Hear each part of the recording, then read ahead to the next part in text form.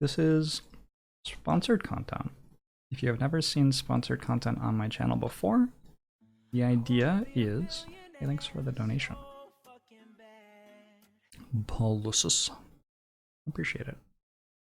The idea of sponsored content is that devs get in touch with me. They have a game that they think I would enjoy and that my audience would enjoy, and they pay for me to spend my time exploring it and exploring like the cool things about it, basically showing it off. So I'm allowed to say things that I don't like about this game. There's nothing that's like contractually preventing me from being honest with you, but I'm going to spend my energy like trying to enjoy it and show off the things that are enjoyable, right? The save system has been updated. Press OK to update your existing saves. This process may take several minutes. Do not close the game during this process or you'll corrupt your saves. Interesting. All right. Well, we're off to the races with a save file format update. I think this is the first time I've ever had a game tell me they changed the save file format. It's actually very encouraging to me that they did that, because it probably means that they noticed that saves were lagging at some point and did some work to fix that.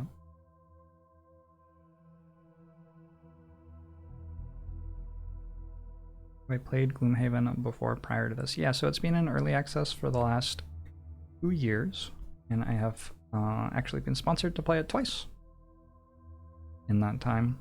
It's sweet. I like it. It's like pretty well polished. It's very, what's the word? Authentic. It's very, it keeps the feel of the board game. It like, authentic is probably the word. Anyway, it's very authentic to the board game, and it is a very good board game as well, so I think I'll take everyone through the tutorial. I pretty much understand the rules, but not well enough to explain them to everyone if you've never seen this. So, let's work through the tutorial together. There are, I believe, 19 classes in this Gloomhaven. Let me make sure I have the right information for you on that. I guess we'll find out later anyway, but easy enough for me to get the exact info for you right now.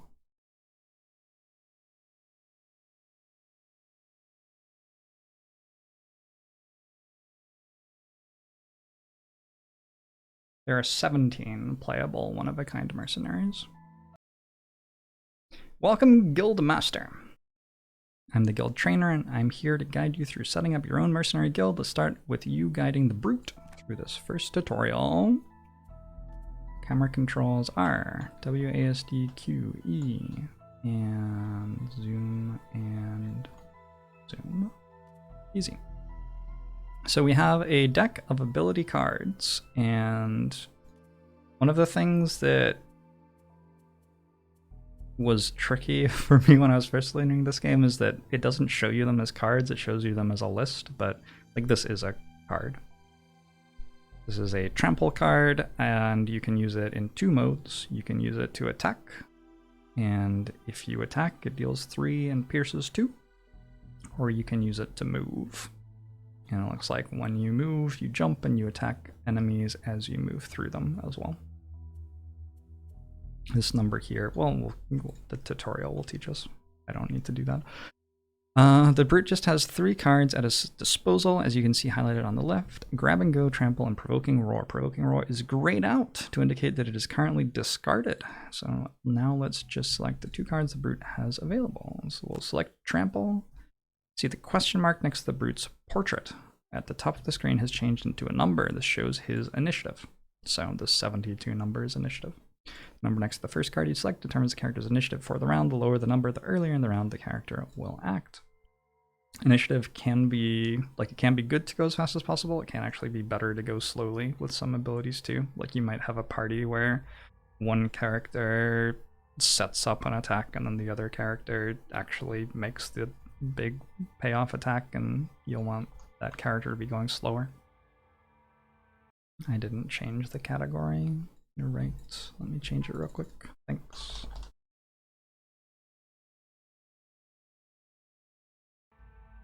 Since there are no other characters visible right now, it will immediately be the Brute's turn anyhow. Select grab and go. Click end selection to continue. Now it is the Brute's turn. Time to choose some actions. Each half of a card represents an action comprised of one or more abilities. You get to use up to 2 actions per turn.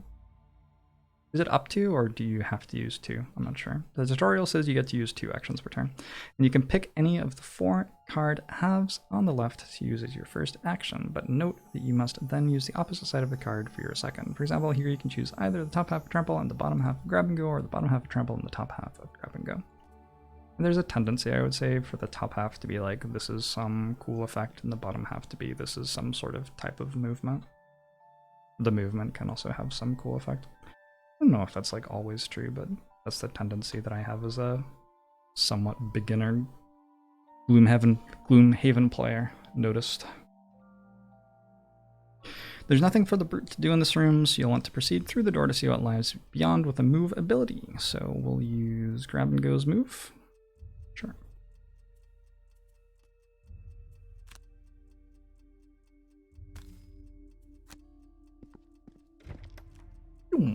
This room contains your first enemy, a bandit guard. Like player characters, monsters also select actions for their turn. Let's find out what the bandit is planning to do this round by hovering over his portrait. So we can see that the bandit is going to move and attack for 3. And monsters only get 1 ability per turn, but they can often do multiple things with it. Notice how the bandit has lower initiative than the Brute and would have acted before the Brute this round had he been visible, as it is currently the Brute's turn. However, you'll get to finish the Brute's turn before the bandit can act. Let's get the Brute close enough to use the attack on trample. Yep. So we're gonna confirm movement there, and then we have our attack. Grab and Go gets discarded. There's a whole thing going on with managing your cards, because you rapidly run out of them as you go through the dungeon. In dungeons, we'll have like 2 or 3 rooms, and you start with a plentiful deck of cards, but then like you have to use the cards to move through the rooms and everything. You even have to like go pick up the loot when it falls on the floor. So you can rapidly start to notice that you're running out of cards and don't have anything left to do. This tutorial, we will only have +0 modifiers in effect to keep things simple. We'll explore the other attack modifiers later. So yeah, there's a die roll to modify the amount of damage that you deal with your attack, but we didn't do anything with that because of tutorial. Now it is the bandit's turn. As we saw on his card earlier, he intends to move and then perform a melee attack for 3 damage. This tutorial is new, by the way. I'm almost certain that when I played a tutorial, it wasn't like this. I feel like this is explaining everything better. So, however, as he is already within melee range of the Brute, he will simply forgo moving and get straight to the attack. Ouch. While monsters always take damage directly to their hit points, whenever a player character is damaged, you are presented with 3 options. Firstly, you can simply take the damage to your character's hit point total. However, if this is reduced to 0, this character is exhausted, which means they can no longer act in this scenario. If all of your mercenaries are exhausted, you lose the scenario. Secondly, you can choose to burn 2 discarded ability cards instead of receiving damage. If you burn a card, it will no longer be recovered by resting. However, if you were to burn 2 of Brute's cards, he would not have enough cards left for the following turn, and thus would be exhausted. So we don't want to do that. Finally, you can choose to burn 1 available card. This option is grayed out, as the Brute's cards are all discarded. It is usually wise to take the damage over burning cards if possible, lest you run out of cards to finish the scenario with. For now, let's opt to just take 3 damage, as the Brute has enough health to survive. So I'd say, like, strategically, the thing that I have noticed playing the game is that if I'm taking a hit for like 6 or something, I may decide to burn cards. Whereas when I'm like getting chipped for 2 or 3 damage, I'm going to just take that damage, because getting hit for 6 doesn't increase the cost in terms of how many cards you have to burn.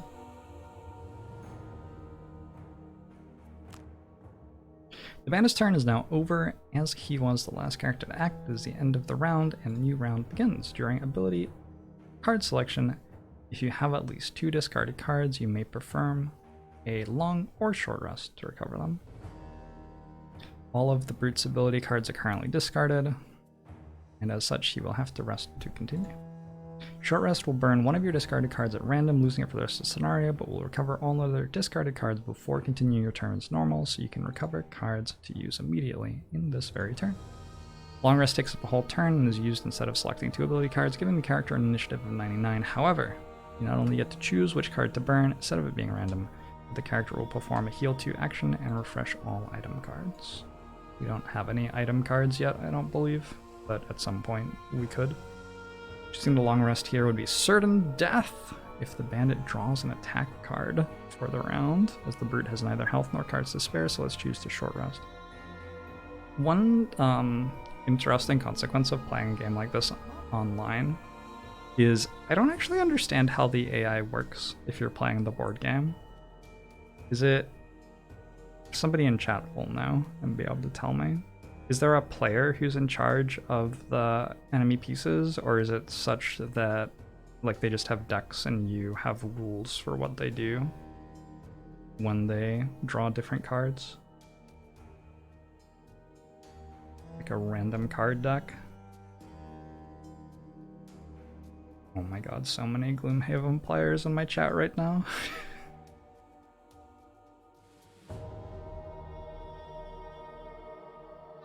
Alright, gotcha. So anyway, we short rest. And we're going to randomly burn one of our cards, so grab and go is gone forever. And it is dark red. Well, it's not gone forever, it's gone for the rest of this dungeon. In exchange, Trample and Provoking Roar have been returned to hand and are available to use again. Both the Brute and Bandit are near death, so we want to have low initiative. Fast initiative. So we want to select this one first, and then select this one. We could play both of these cards and select them in the other order, and we'd do the same thing on our turn, but the result would just be that we were slower to do it in the turn order. Now that we are in the same room as the bandit, we can see that enemies draw their ability cards each round after the players, so you won't know what they'll be doing or what their initiatives will be until this point in each round. It appears the bandit was planning to once again use a move and an attack, but because you chose to act quickly with an initiative of 10, he won't have those active until after the brute's turn. Let's get him. So I'm going to attack. I guess I could attack with either, yeah, but we're going to attack with this one because the tutorial wants us to. Isn't that... Oh, I guess I can move this way. Got him. Do you see that gold on the floor that the bandit left behind? To pick it up, you need to use a loot ability. One important rule of Gloomhaven to bear in mind is that you don't automatically loot treasure unless you finish your turn on it. If you want it, make sure to pick it up before the scenario ends. Loot abilities can also pair on ability cards, but the easiest way to collect it here is to end your turn on the hex that contains the gold pile. So let's move the brute onto it before the end of his turn with the remaining action. But wait! But wait. Look at Provoking Roar. It doesn't have a move ability on the bottom half's action, so how can the brute reach the gold? This is where default actions come in handy, so you can use the top of a card to deal 2 damage or the bottom of a card to move 2, no matter what the card is, basically.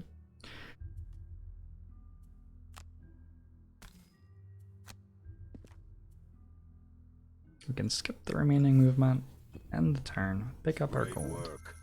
Not only did you voice acting. The lone bandit guard, you've even managed to pick up a few pieces of gold. I'm not sure if that's true for every class. I haven't played all of the classes. Covered, it's now time to introduce you to some slightly more dangerous scenarios.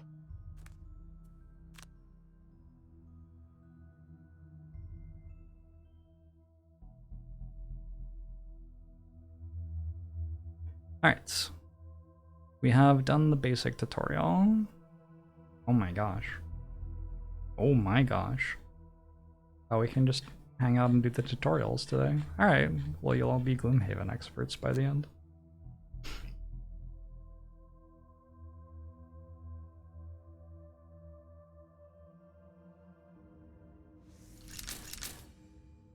Welcome to your first training mission. I have 1 HP. You've learned the basics, but now you must help the Ooh, there's a trap. Brute deal with a bandit archer elite, a stronger enemy with greater stats than normal. I bet we're gonna push it into a trap. With only a single hit point remaining, Any amount of damage getting through will cause the brute to become exhausted. As such, you will have to avoid any incoming damage by burning cards. For the sake of training, the attack modifier decks will all be +0s, so don't worry about those for now. Oh right, it's not a die roll, it's in a deck, and you can actually modify the deck when you level up. I remember now. Take down the archer with a single attack. Loot the gold she drops. DNS collective. You can handle that. So you want me to be in charge of this? Alright. I can, sure. Do I have a push? I do have a push. And I have to loot the gold that the archer drops.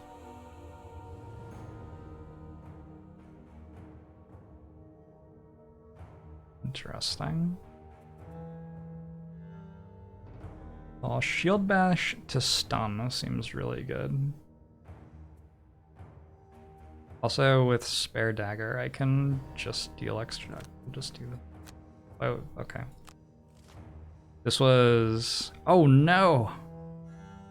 This was easier than I was expecting. Does the bandit archer know to run away? I'm going to burn one available card. Let's burn this one. I don't think it matters that much which one I burn.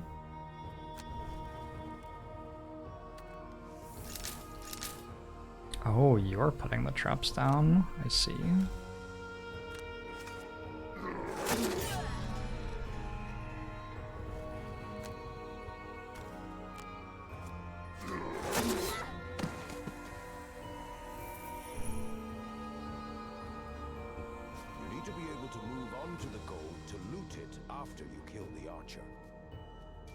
There's an ability card you could use with an attack that will do enough damage in one hit. Have another go.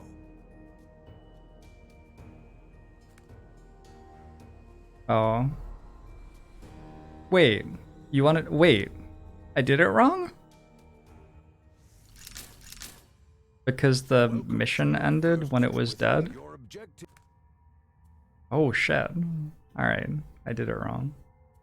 So I have to keep it alive. Interesting. Trap deals 1 damage. I have to keep it alive and then kill it the next turn. So I can still shield bash to use the stun, but I want to like do something else after that. Listen to the objectives, but instead I could read chat.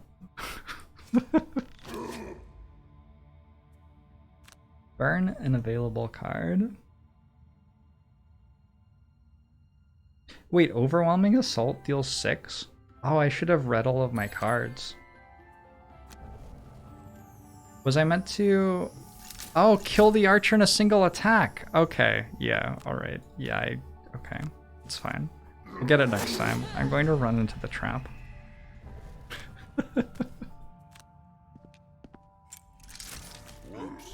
Had only 1 hit point remaining.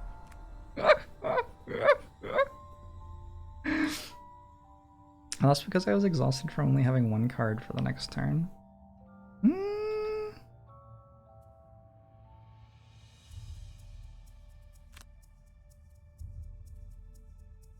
Wait. I actually lost the tutorial.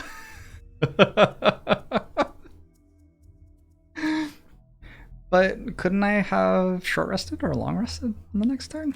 Am I wrong about how those work?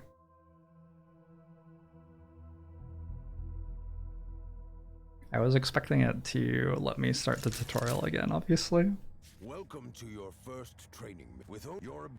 Alright, so we have to use Overwhelming Assault, and then we want to use a move ability to loot. I can do that.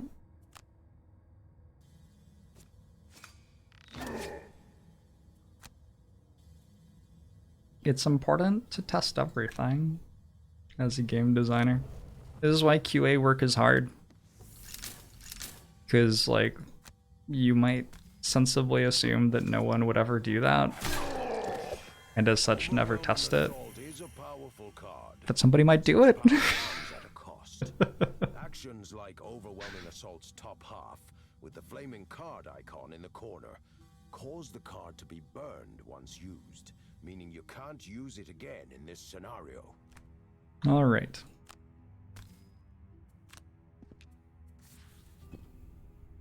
GG. Good job. With no enemies left and your objectives complete, the scenario normally would have ended already, leaving that chest behind. However, Loot the chest? I'm going to set you another objective. Loot the chest. Before you rush headlong into that trap, you might want to heal up a bit first.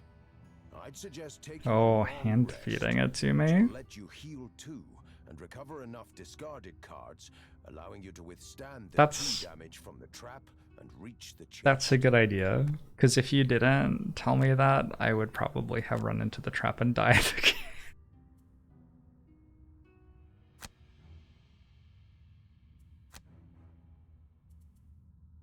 Let's get rid of... I'm going to want grab and go for the loot ability probably, so I will burn this one.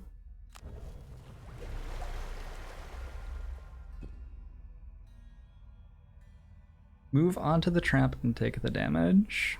You make it sound so upsetting.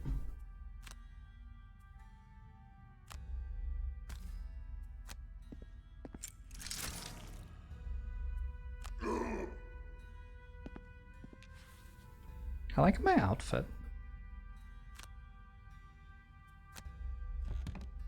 Do you loot a chest if you're standing on top of it, or do you have to use a loot to loot a chest?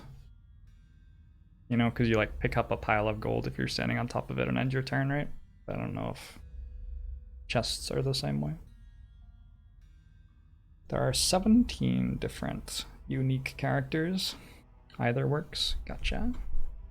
At the end of your turn, you loot your tile. Right. During your movement, add +2 move to a single movement. I have an item.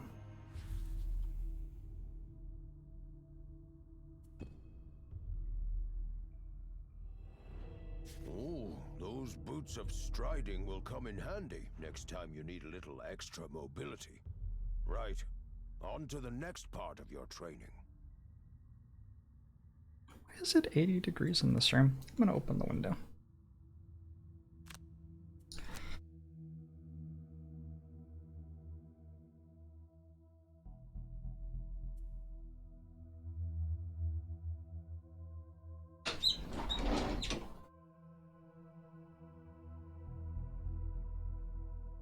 This is why I stream at night instead of during the afternoon.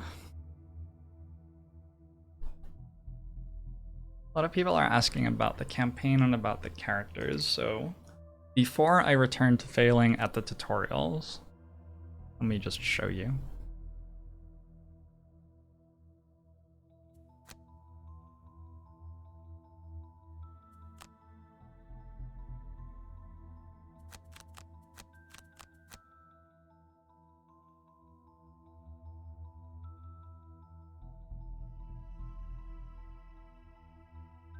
Mini Jorbs and the Chatters. Ah, I ran out of characters. And the Cha.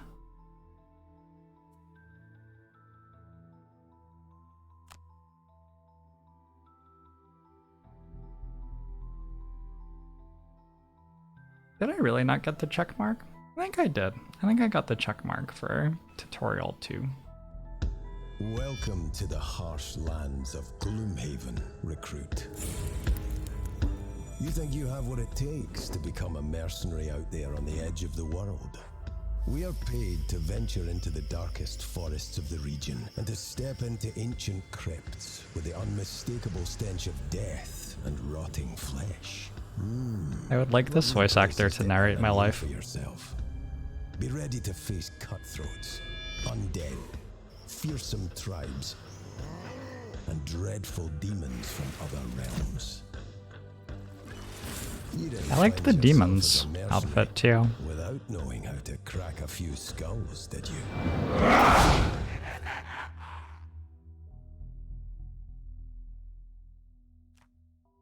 Before going into the harrowing wilderness surrounding Gloomhaven, you'll need at least 2 mercenaries in your party brave or greedy enough to seek out adventurers in exchange for gold. On the left, you'll find the party panel. Here, you'll see the basic information of the mercenaries in your party. Click on the first character slot to open the roster panel.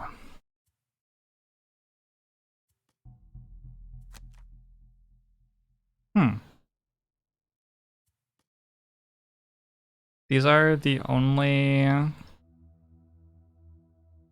possible starting character classes. The rat is the best. Is this one the rat?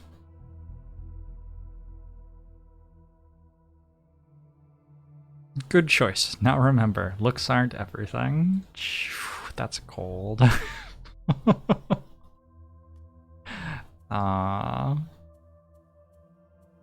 I have in the past played the Spell Weaver, the Scoundrel, the Brute, and the Cragheart. I don't think I've ever played the Mind Thief. I've played with the Tinkerer, but not controlling the Tinkerer myself.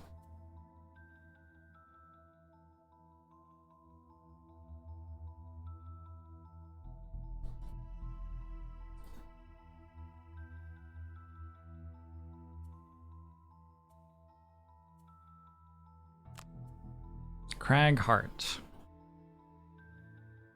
I will call you...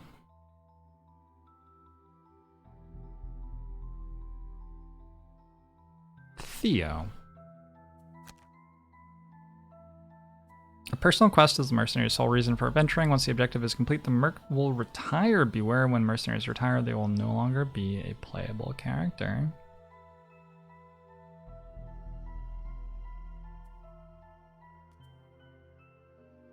Though farewells can often be bitter, some things have to move on to give way to new horizons. Completing personal quests and retiring mercenaries is the primary route to unlocking new character classes. Okay, so at the start, there's only 6 available, but then you unlock the rest. And in total, there are 17.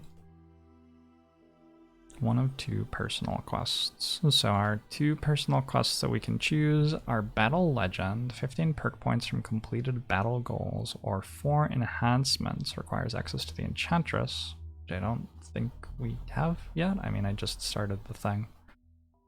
We unlock music. I love music. All right. This is all new. When I was playing in early access, I didn't do that when I made a mercenary, so cool.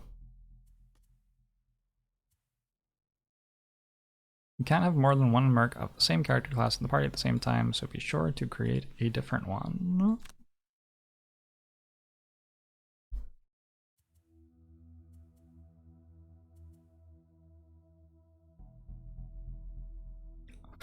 Weaknesses. Fragile melee character. Augment system moderately complex. Often confused for a giant rat. Is that a weakness? I don't know, that could be useful. Probably not very useful. Requires complex ability management for new players? No thank you. Weaknesses will try to take all the gold. I'm gonna take a Scoundrel too. My Scoundrel's name will be Jorbs, because Jorbs is a well-known scoundrel. Experience 2 other characters achieving their personal quests. Kill 20 different types of monsters. Ooh. Sounds cool.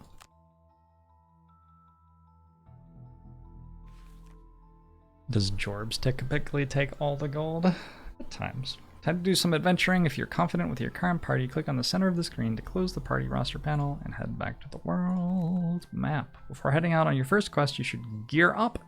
After all, this is your first time out in the open. You'll notice each mercenary has a modest stash of gold. It's encouraged to take that money over to the merchant's shop and spend it on anything that might just keep you from dying. So, how does the game decide what's in the merchant's shop? Anyway, I have the campaign set so that the mercenaries have their own individual wealth, so I can't share wealth among the party, I don't think. Let's game has nerfed stamina potions. During your turn, recover up to 1 of your discarded cards. During your attack, add 1 attack to the entire attack action. During your turn, heal 3 health. You unlock further sets later on. It's a preset. Gotcha. Argent Beat Stick, thanks for the 4 months. Appreciate it. I remember liking the heater shield, but I'm not sure why. Maybe I just got it for some reason. Next 2 times you're attacked, the attacker gains disadvantage on the attack. On the next 2 sources of damage from attacks targeting you, gain a shield.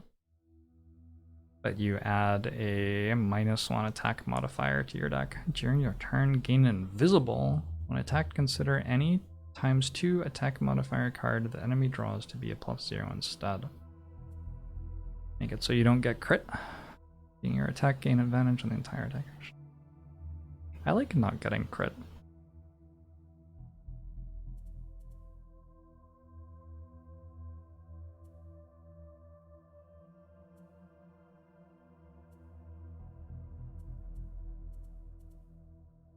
Let's buy this one.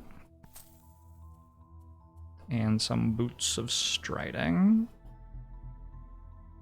You think along with shield? Not shoes?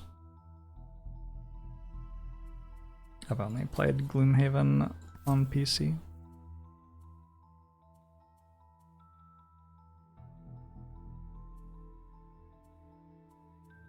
Oh, you're also allowed to buy the same things. Done.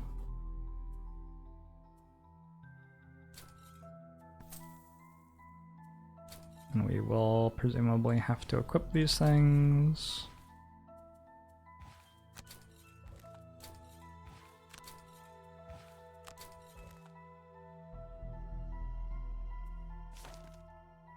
Can you donate gold yet? In this campaign, I've set it up so I'm not allowed to share party gold, I don't believe. In the equipment panel, you'll find the different types of items a mercenary can carry. Clicking on an item slot will display all of the items of that type the mercenary currently owns. If the item slot is displayed in gray, it means you currently have no items of that type. Gloomhaven isn't known for its well-mannered folk and good Samaritans, but there's a lot to gain from its city streets. You can choose to partake in city encounters by clicking on this button below. It's encouraged that you do this whenever you're in the city, as they often give good rewards. If you ever find a quest that looks too hard, or one you've repeatedly failed to complete, the Temple of the Great Oak can grant you its blessing, for a fair price of course. You can choose to access the temple using this button below. That's the temple. This is the store. These are talking to the town people or something. And the first quest location is marked just north of Gloomhaven. You'll see it flagged with an icon. As you progress, more quest locations will appear across the map. To keep track of them, you can use the quest log on the right hand side of the screen. Yep. And embark with up to 4 mercenaries. But the more you bring, the more dangerous the quest will be. Midgard Serpent, thanks for the prime. What's in the city encounter? I didn't get to do this last time either, I don't think. After a night of heavy drinking, you get turned around while navigating the back alleys and find yourself standing before a collapsed section of bricked road that leads down into an underground tunnel. Fueled by curiosity and a bit of liquid courage, you descend in search of adventure. Stumbling around in the vast network of tunnels proves rather fruitless, however, until a well-concealed passage leads you to a long-forgotten stash of weaponry and dried food. The stuff could fetch a decent price at the sunken market, or you could turn it over to the city guard, which is always in need of arms and rations.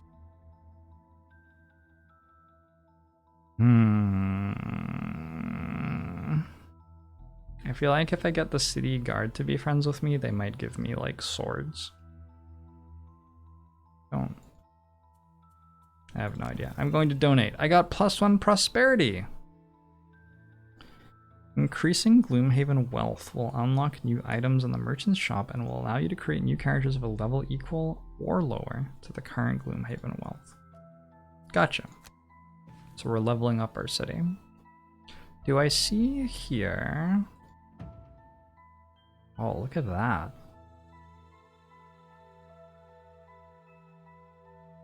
Do I see much about the prosperity of the city anywhere? Is it reputation? No. Oh, there we go. Gloomhaven wealth is at 1, and it's 1 out of 4 for the next level. If we give the rich money, they'll create jobs, and it will trickle down. It's basic economics. Certainly not advanced economics. Anyway. I'm going to save my progress. Basically what I would do is I would click on the first mission, and we would begin our campaign. So that campaign has like 75 missions in it or something, and then there's a campaign that was made for this game that has another 180 or something. Let me read you the exact correct numbers.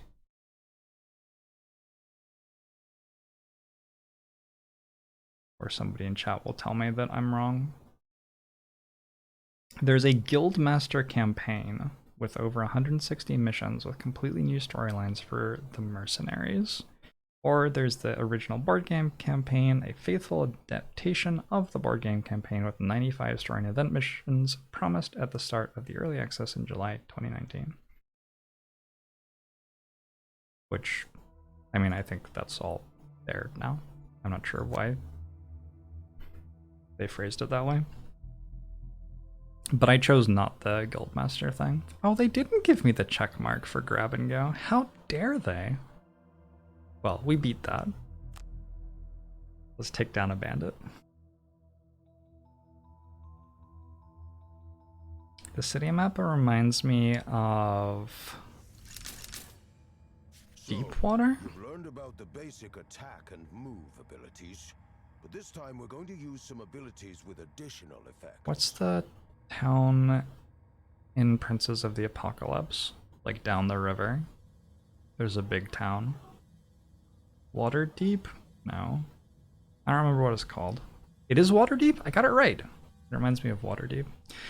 It reminds me of Waterdeep because I spent a lot of time in Waterdeep in the longest D&D campaign I ever played, and I came to like it a lot. Anyway, so you've learned about the basic attack and move abilities, but this time we're going to use some abilities with additional effects. With a jump effect will help you here. Jump allows you to cross tiles containing obstacles or enemies, and even move over traps without triggering them. Nice. Provided you can reach an empty hex to land on. Those boots of striding you picked up last time can be used to increase a move ability by 2 hexes. That'll enable you to get up close and personal this turn. You don't have the damage to take her out in one go, but if you act fast, you could apply the disarm condition to her before she can attack. Your objectives for this first round All right, are: use a Dad. jump movement to get across the traps unscathed. Disarm the archer before she attacks. Good luck. I hope that the narrator will be proud of me if I succeed. So I get to go first. I am going to use these. I'm going to move and use these. That button. And move to here. Ooh, and then I'm going to make my attack. Because I have shoes now. I believe I can use the shoes once per long rest.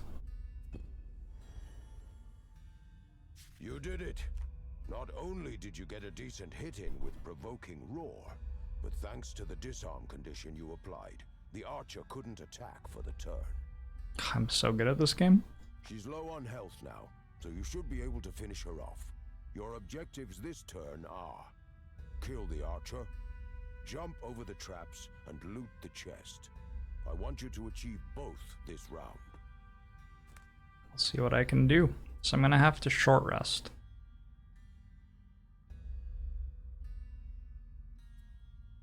I have to short rest.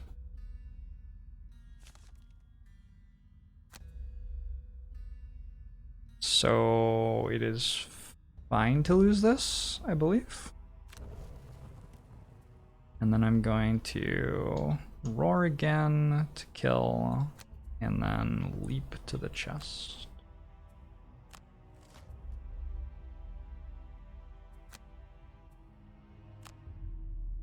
Oof.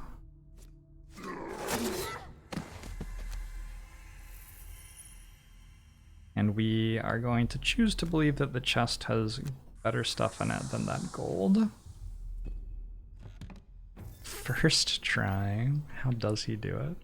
You received an item! Outstanding. We get a minor heal potion to continue through the tutorial with. You think I get a check mark this time? Nicely done. That potion will surely be of use in the missions to come. Alright.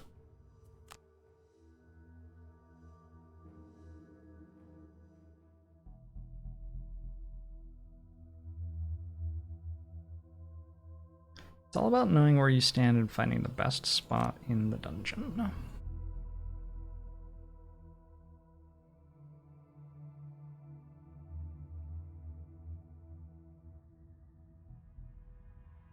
Like how the tutorial flows with your current stats. Yeah, it's nice that you're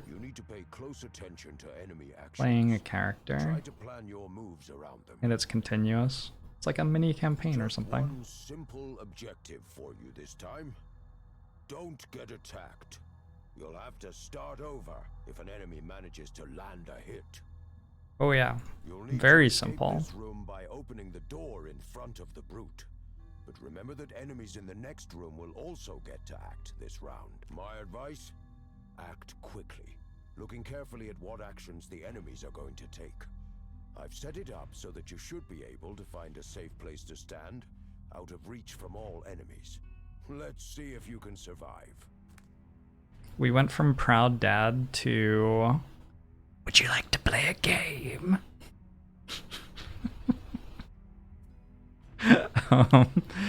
Anyway, provoking more grab and go probably. Probably what I need to do. I don't have my shoes anymore. Where are my shoes? Move 2, attack 2, move 1, attack 3 with range 3. Move 2, move 2. So I could stand on this side of the door.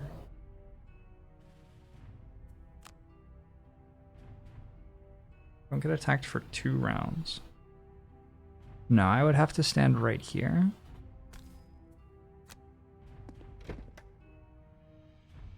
You are going to move 2 as well. So this is exactly where I want to stand. Okay. Done.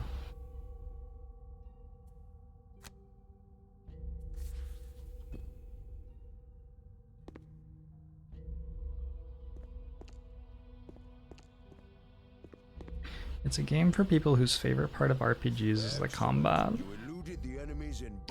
I don't like 5th edition combat much. The combat in this is a lot better than that though. This is my opinion anyway. Just one more round of bandit dodging to complete the mission. You'll find it tricky to locate a safe space this time. Perhaps you could try preventing an attack to survive. Alright, Dad. That is bordering on backseating. We want to get our provoking roar back.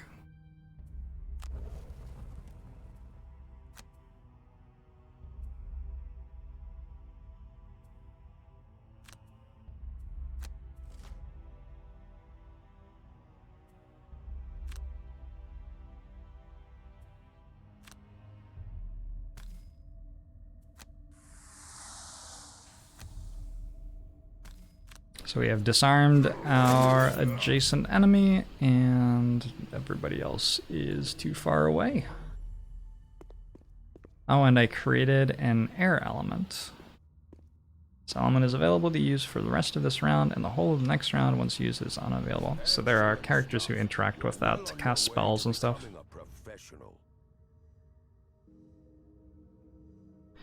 5th edition combo is sort of mediocre, at least at the lower levels that you've played. It gets just more and more cumbersome at higher levels.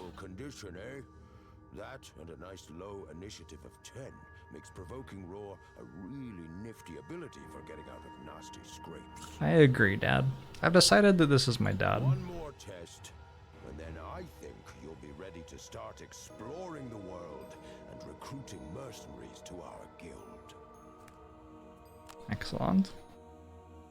Like combat in D&D can be fun if you manage to make it fun with the rest of your party and your DM, though. It's not impossible to make it fun.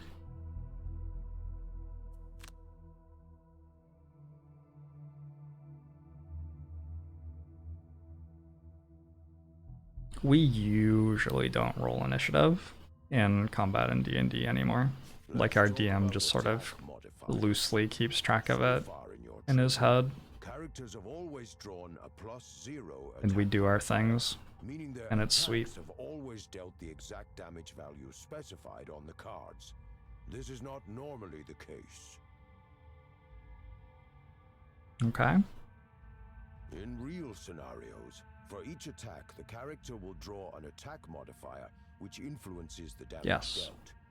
These can increase the damage by +1, +2, or ×2.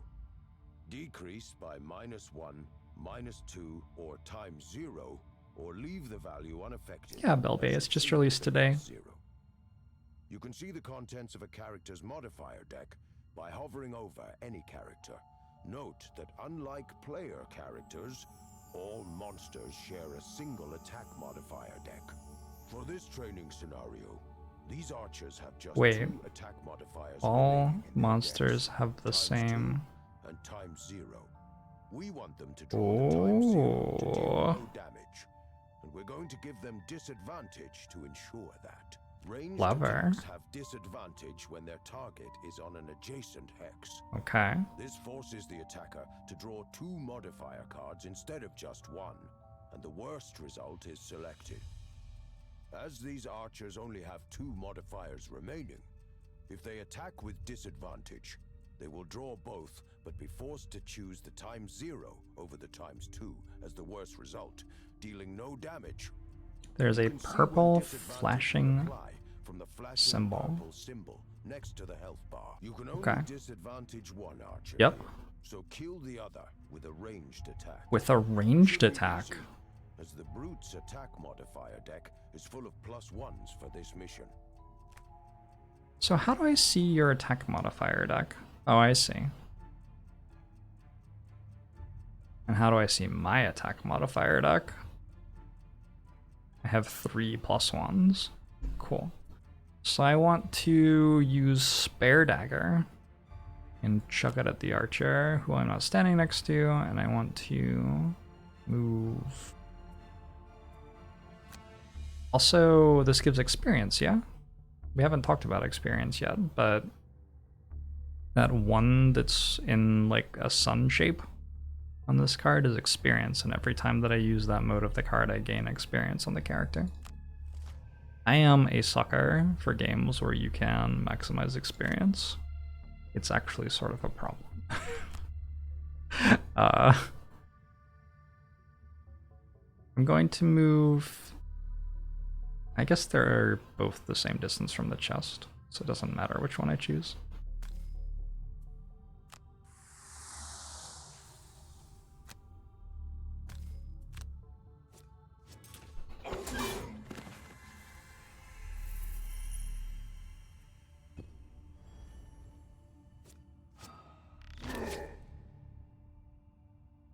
All right. See how she drew both the ×0 and ×2 modifier. You yes. Also saw how your attack yes. would bear your final objective.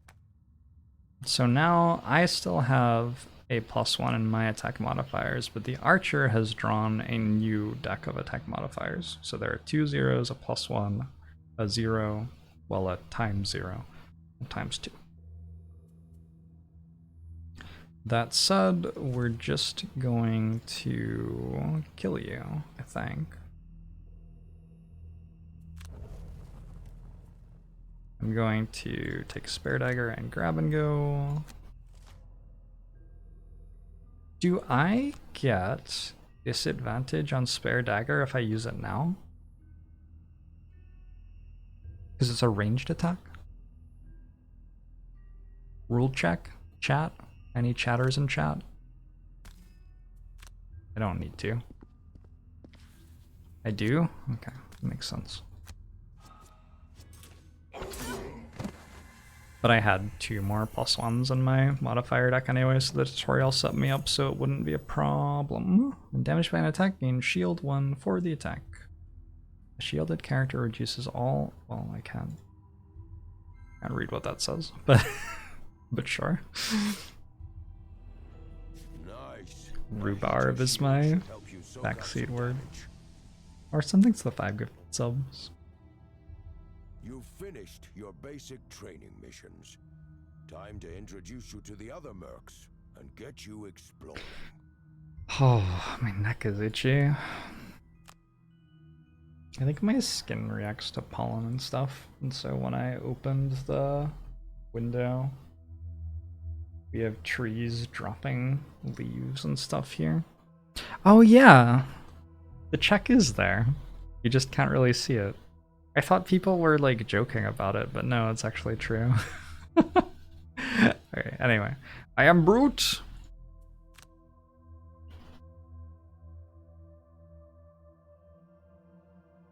It's hard to tell when my questions are rhetorical. True. Generally they're rhetorical. Let's begin looking more closely. Oh my gosh. Yeah, it's like, ooh, fall is here. That's so interesting. This is the first time this year that I've looked out my window and thought, oh, it's fall.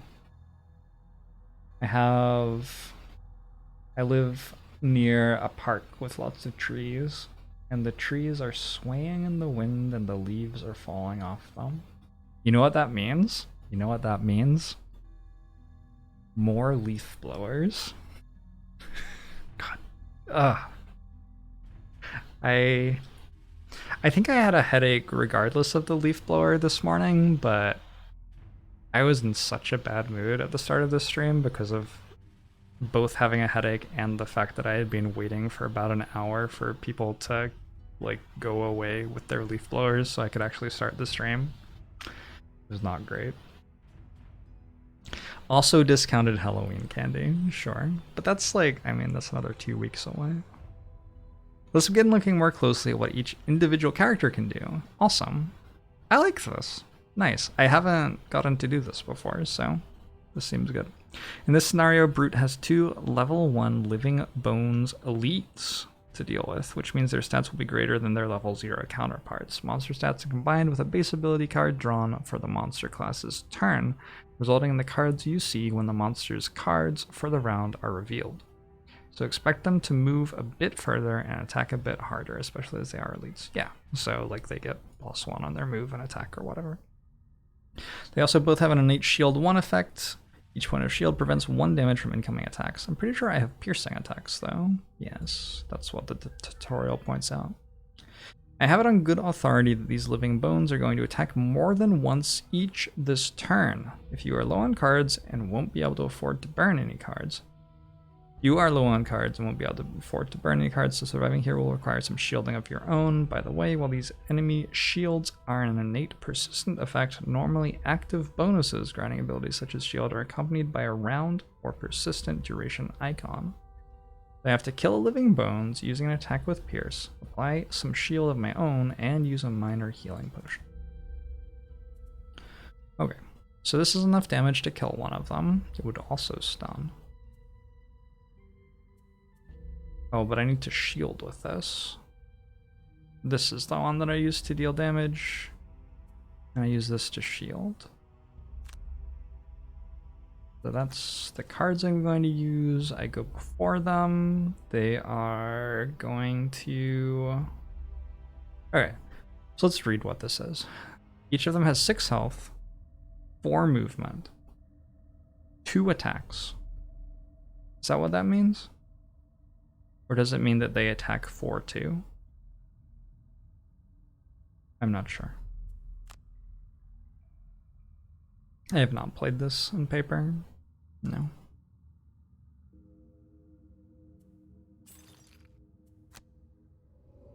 They attack for 2. So where did it say that they were going to attack me multiple times?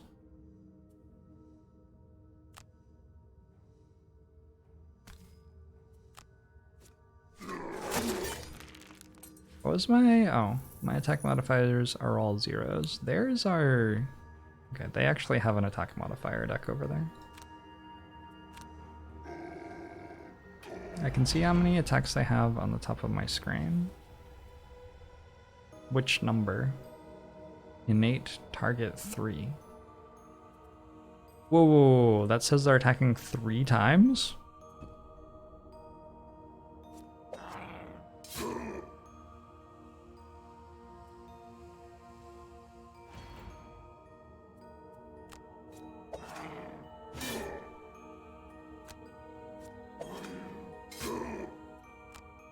Alright, I have survived. Yikes, that was quite the onslaught. Nonetheless, your shield prevented enough damage to keep Brute alive. Kill the remaining living bones. Good luck, he's a tanky one. A tip for you. Perhaps you could use the old push and trap combo. You've never taught me this before, Dad. Dad. You're just springing this on me now as I am clinging to the last vestiges of my life. Note that shield only prevents damage from attacks, but it doesn't do anything against direct damage from traps. And these deal 3 each. Okay. So we want to push with warding strength.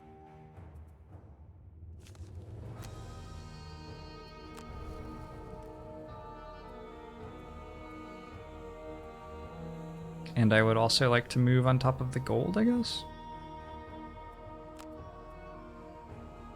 On the next 6 sources of damage from attacks targeting you, gain shield 1. And look at all of that experience. Oh, the experience. How commonly do you have your characters die because you decided to... Actually, isn't the mission going to end halfway through my turn? Because you decide to go for experience. Confirm push. Woo!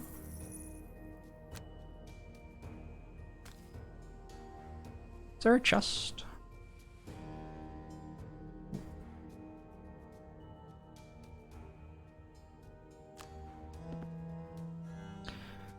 Is Dad being Bean Dad here? Maybe a little bit.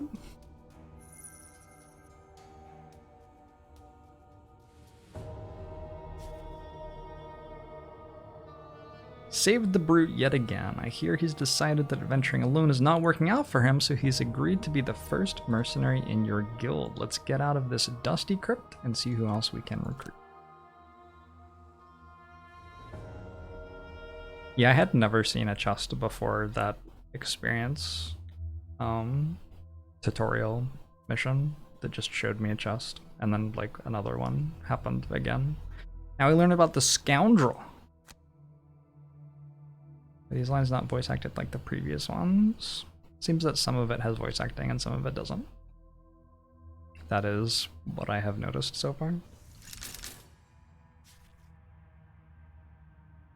Meet the scoundrel. She is incredibly nimble and mobile, not to mention able to combo off huge amounts of melee damage when things line up just right. Let's help her out of this sticky situation.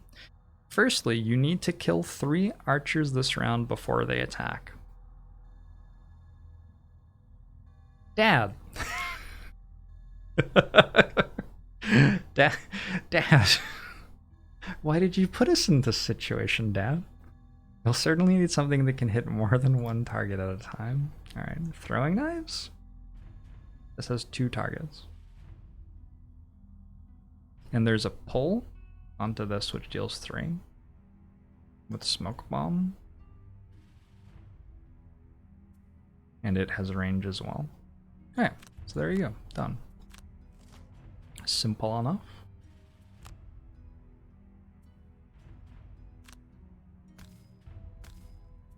What are my... I have only 0s for attack modifiers. I guess the nice thing about watching me stream this is that all of the lines have voice acting. Some of it just isn't very good.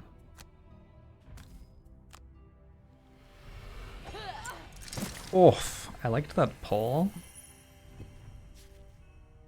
Feels good picking off multiple targets in a single turn, doesn't it? One last objective. Loot at least 5 piles of gold this round. Sometimes the top half of a card allows you to move too. Loot abilities pick up all of the gold within the radius specified by the value. So you work out where you need to stand and get looting. Where's my loot ability? Throwing knives has loot on it. But I will need a different card to move. I'll need quick hands and throwing knives. Okay.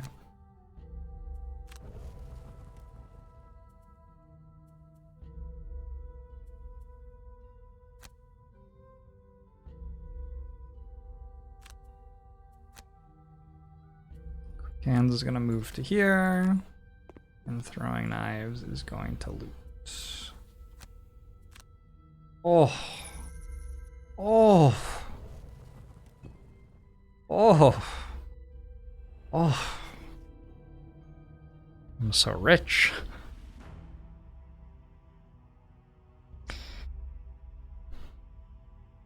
Swiftbow's bottom move loot used to be move 4. Is it not anymore? Nice, let me just take care of that gold for you. For your assistance in this scenario, the scoundrel has agreed to join the guild. That means we've got enough mercenaries now for a proper mission.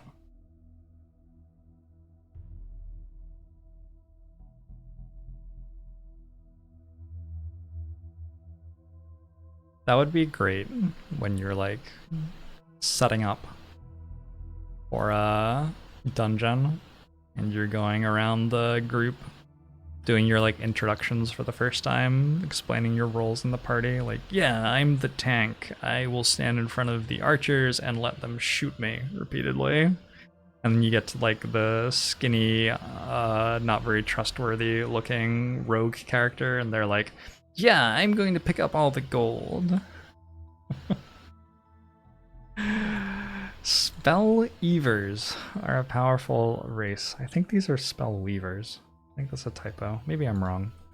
Vulnerable in close combat. Learn how to use the elements to your advantage.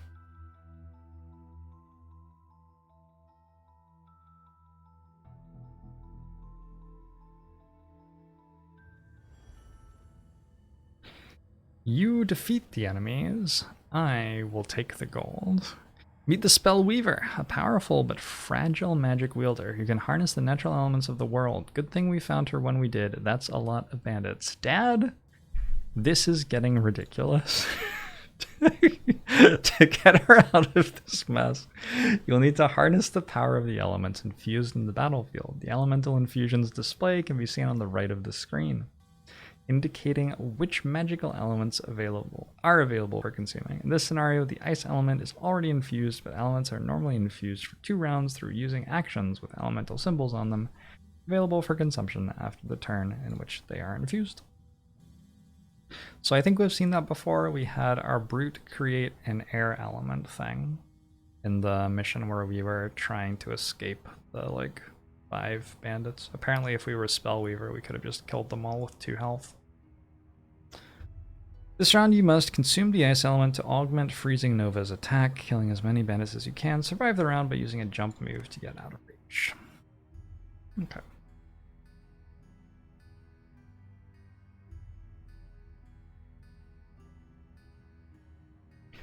Is there an in-universe reason you can't just pick up the gold after killing everyone? Not to my knowledge. Do you ever level grind so you're OP in the next dungeon? Can you do that? Do the dungeons not scale based on your level? So I'm going to want Ride the Wind, I guess. So Freezing Nova, target all adjacent enemies, immobilize, and we get +1 attack on it from consuming the element. And then we Ride the Wind out of here.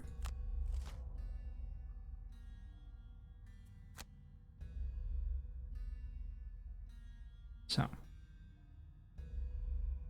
when I click this too. I click this.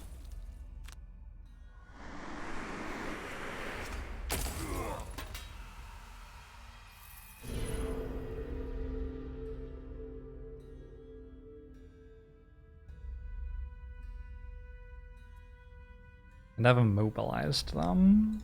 So I just need to move to... They're all melee units. Anywhere, really? Wait, hold on. Yes, this works.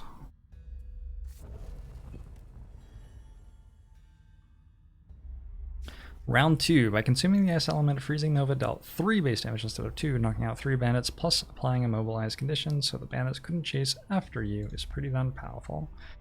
Ride the Wind also infused the air element for you to use later if need be. You may have also noticed, with only 3 unburnt cards remaining, the Spellweaver will be exhausted after the next round is over, as you cannot return burned cards by resting.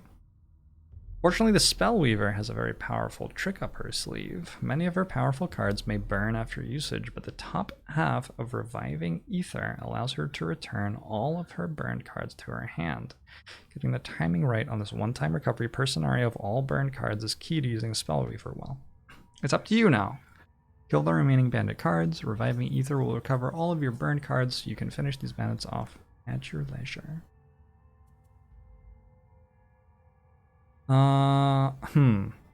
Do we trust me? I don't know if we trust me.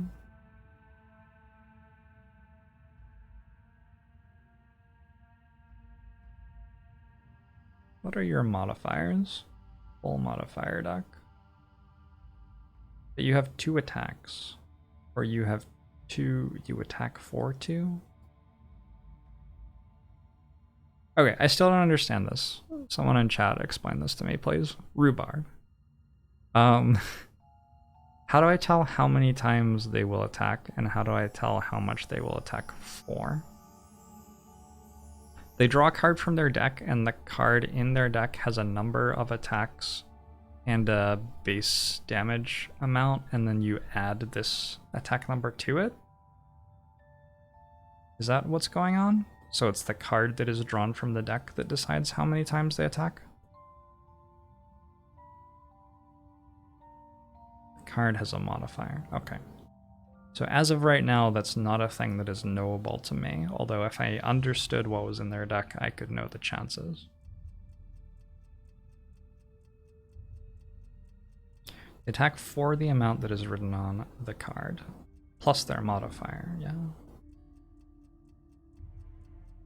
So it's like the card has a base number, and then they attack for 2 more because they are bandit guards with attack 2, and then also they draw an attack modifier from their deck.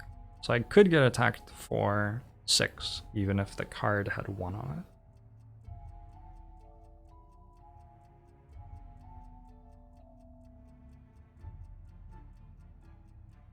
it. Okay, anyway. So I believe I have to short rest.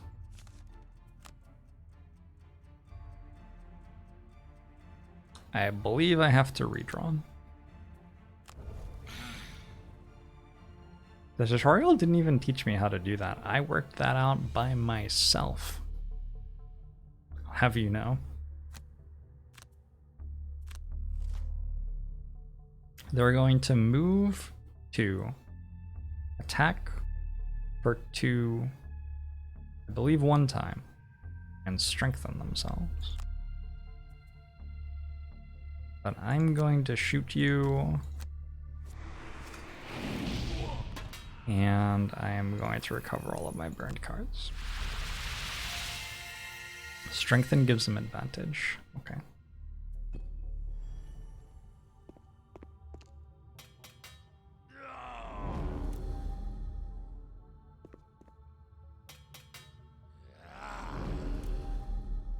So now I would like to defeat both of them. Oh, it's actually possible for me to draw a 0 damage modifier. Would the tutorial let me do that? That would be bad. This is 3 targets. And attacks for 3.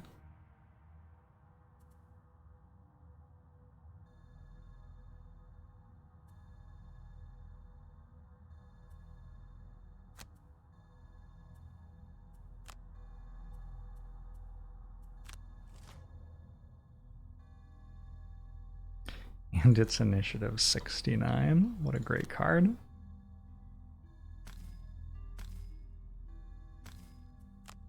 I can't target the same one twice. Oh! Alright. And then I can still move to there, which should have 2 gold piles on it, I believe. Yeah. And I have created a fire element for next turn. Nice. For helping her out of that bind, the Spellweaver has agreed to join our guild. As you saw, her abilities can be incredibly potent, but she can be a difficult character to work with due to the complexity of her tactics. Is that... level with me here, Twitch chat. Is it actually that complicated to have a character where you burn all of your cards and then you have one card that gets them all back one time? Like, don't you usually just burn all of your cards and then use the card that brings them all back and then burn them all again? Isn't that, like, not that complicated? It's like the other ones are more complicated to me because you have to work out exactly when you're using rest and stuff. It's very easy to mess it up. So maybe it's like not complicated, but like it's unforgiving. Maybe that's a better way to say it. There is also the elemental stuff, that's true. Can get awkward since you die if you get hit at the wrong time, because you have to burn cards if you get hit and then all of a sudden you don't have enough cards to actually do the thing. You have to slow burn the first cycle.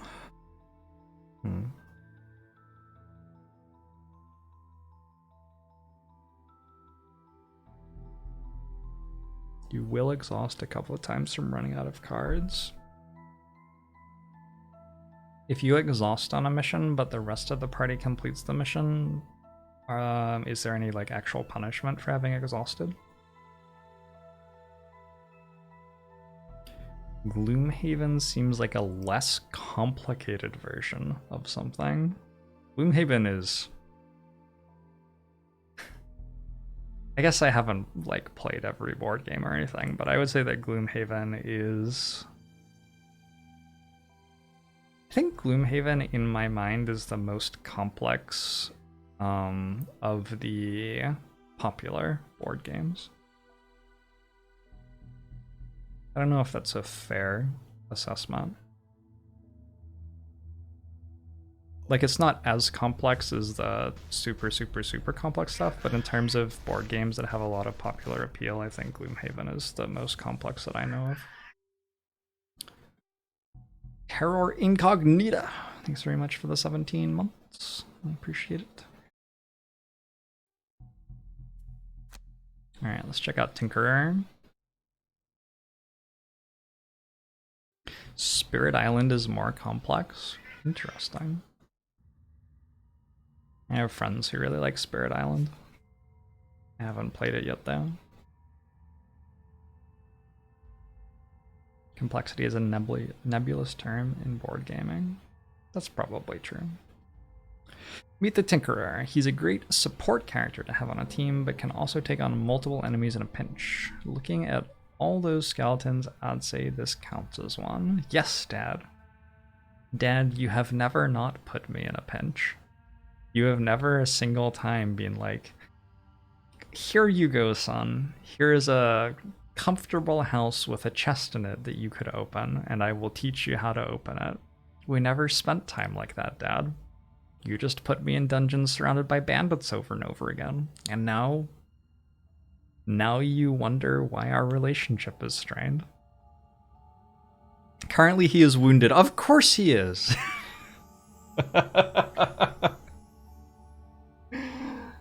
Pat, you're sitting in my office yowling at me.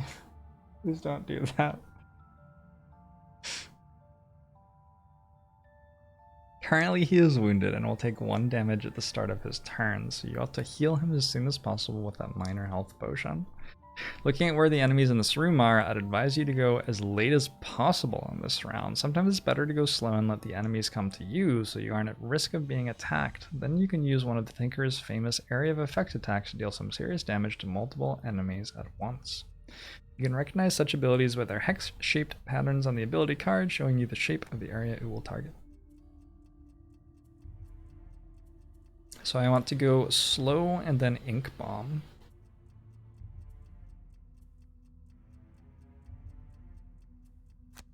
I wonder if I would rather... Oh, I would rather use Toxic Bolt, probably. Maybe.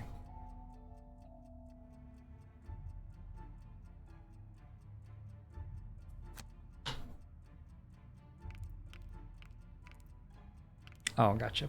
Poison Burger.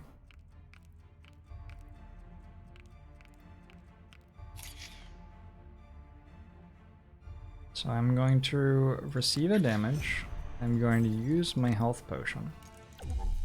I am going to move. You may have noticed that if you use a heal ability when wounded, the character not only recovers hit points but loses the wound condition. Healing can also remove a poison condition, but in that case you will only remove the condition and regain no hit points. Okay. Like an ink bomb. How am I meant to know that that's the shape of... Can I like tab to change its shape? How? But hold on. But when I look at the card, it has 2 on the bottom and 1 on the top. But when I try to play it, it has 2 on the top and 1 on the bottom. Press R to rotate. Okay. Does it say that somewhere here? I don't see it saying that anywhere here.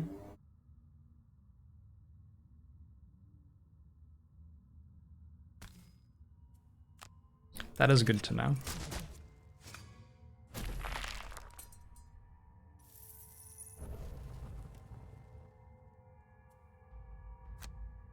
I would also like to... Oh no.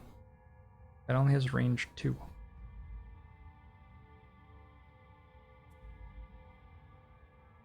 Oh dear. It had such a big number on it. Well, sure what I can really do about that. What did the skeletons do this turn? Moved 3. Let's at least move into a corner so they can't surround us. How is the game? The game is very good. It's an adaptation of a very, very, very positively reviewed and successful board game. Sort of like a board game that puts you in a D&D campaign and sets up tons and tons of combats. It's like a D&D campaign minus some of the role-playing. Maybe most of the role-playing, I don't know. Boom! Ink Bomb was pretty good, eh? I'll leave you to finish off the rest of these bad guys. Did you know you can rotate the shape of an area of effect by pressing R? Dad, I went to the internet. I went to the internet to ask that question because you didn't tell me, Dad.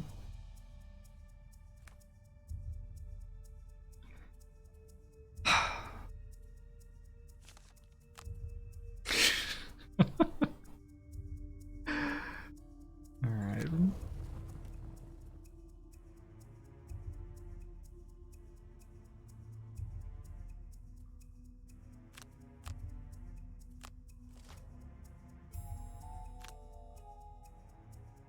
The board game has no roleplay. In fairness, like, that doesn't mean you can't roleplay in it.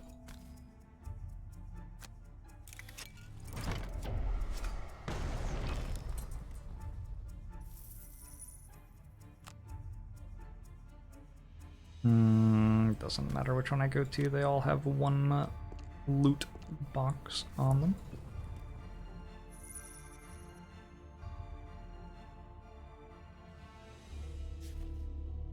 This little guy packs quite the punch, eh?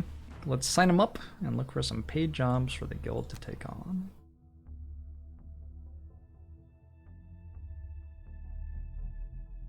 The board game's roleplay component is hoarding all the loot as the scoundrel. Absolutely. Heart of Stone.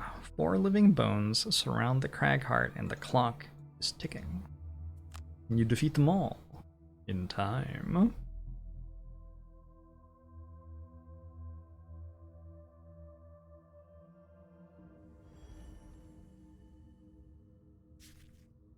Meet everyone's favorite walking boulder, the Cragheart. You're badly outnumbered here and will need to employ some defensive tactics. Let's go over how retaliate works and see how we can use that to help old Craggy out of this mess. Like Shield, retaliate is an active bonus that can either last the round or be persistent, usually with a termination condition for the latter, while active melee attackers will have damage inflicted on them equal to the retaliate value after each attack. Surrounded by this many living bones, a retaliation against any retaliation against any that attack equates to an incredible amount of damage, assuming you can survive the round, that is. Oh, and one last thing, note that Earth is infused already. Remember to click the Consume Earth icon on the card. Gotcha. So we have Opposing Strike on the next 6 melee attacks targeting you, gain Retaliate 2. There's also Avalanche here, which deals extra damage with Earth. Okay. Let's use both of those. Why does the game teach that Retaliate is a strong mechanic? Don't worry, I already assumed that was wrong. Thorns are for noobs in every game. It's just the truth.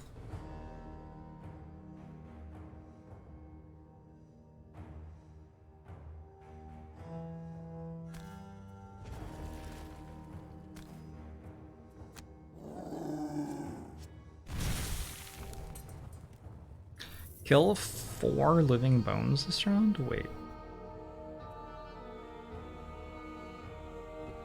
Am I going to kill 4? Are they attacking me twice? Oh, they are. Okay. So I am. Good.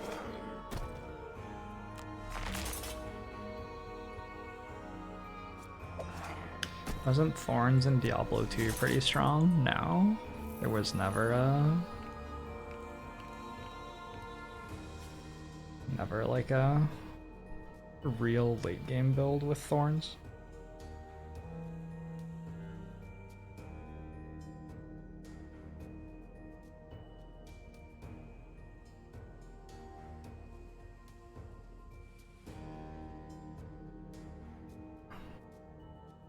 There's a Thorns build in Diablo 3. Okay, sure, whatever. You took a fair bit of damage, but that was a great result. Well-timed Retaliate can be devastatingly powerful. By the way, you can see the active bonus from Opposing Strike is still active. If you look at Cragheart's portrait at the top of the screen. Dad? The little pips in the active bonuses box show you at a glance how many instances remain, and you can check the effect text and XP yield by hovering over it. Did you notice how the Living Bones shield didn't prevent any retaliate damage? Yes, I did. Retaliate damage is not explicitly an attack, and as such will deal exactly the amount it says it will, unaffected by shields, modifiers, and light. Finish them bones off, and we can get out of here. So it says Opposing Strike Infinity. Oh, it says that it is persistent, but it also shows that there are 2 left below that. You can click the icon to cancel the active ability. Interesting.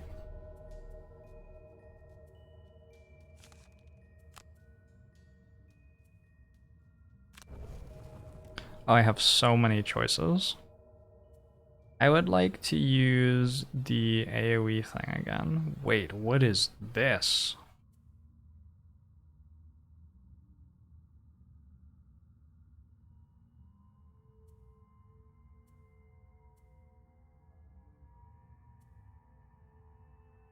Oh my gosh, I have to think so hard. Oh, no. So when this is active, the card isn't in my deck, so I didn't recover it because it was still going. I get it. I can use Unstable Upheaval, and I can move and use Rumbling Advance when I move. Seems good.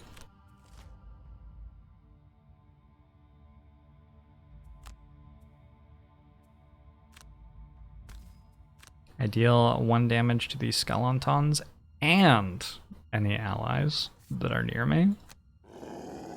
Bonus. Pretty sure that I dealt Rhapsody significant amounts of damage when I was playing Craighheart with him. I vaguely remember that being the case.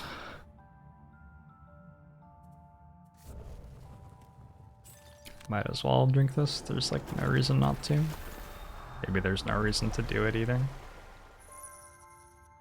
Ooh, what? Was that a double gold pile actually?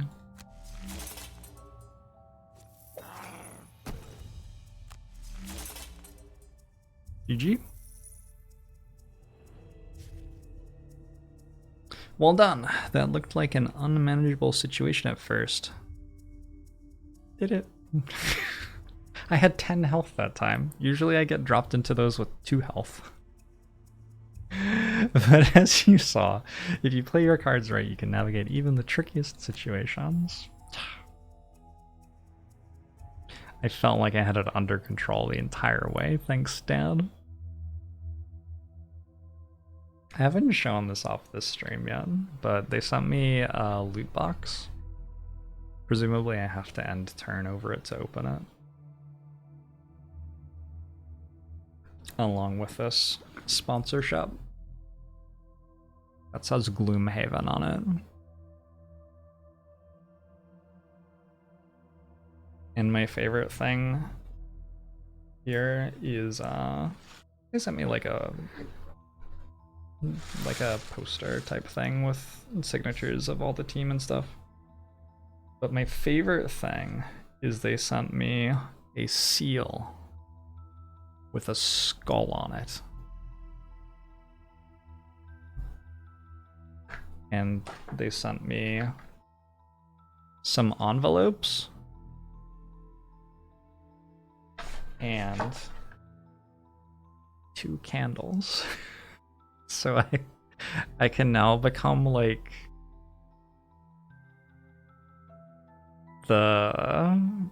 what's the archetype? Like the crazed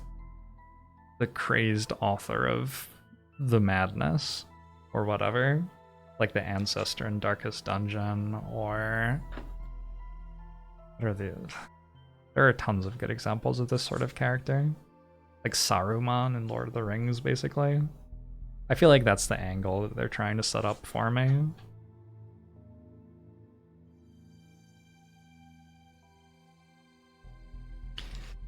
The Mad Scholar. It would be nice if they sent me the board game. Well, they gave me keys for the online board game. Why do all the fighting when you can summon someone or something to do it for you? This is the last of the tutorials.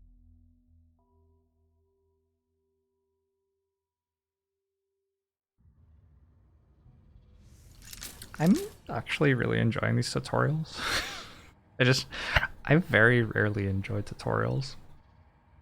And this feels like a very comfortable way to learn the rules of a game that is a little bit complicated.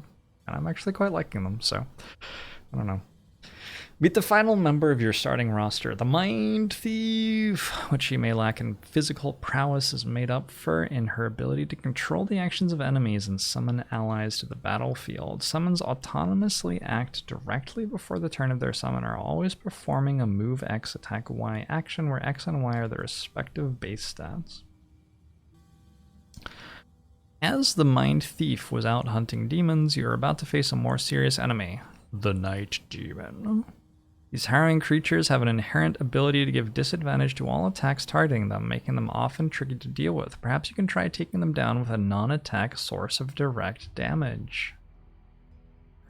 Also, I got sent... I'm pretty sure that I have a Night Demon in here. Yeah. I got sent art of all of the different... Well, not all of them, but of some of the different enemies. This is a Night Demon. These sadistic demons lurk in the blackest nights, having somehow escaped from the demonic plane. Do not let them use the dark element they generate, or they will pull out nasty tricks on you. From turning invisible to cutting you in half with the claws growing from their bodies. They're fast and hard to hit too. Beware. Now we know. Did mini Jorbs get the passage as well? That's nice. It's always nice when sponsors hook mini Jorbs up as well. For this round, summon an ally, kill a night demon. A top tip for you. Enemies will prioritize your summon if you are at the same range. Use this to your advantage. Okay, that is a good rule to know. So, I want to summon something.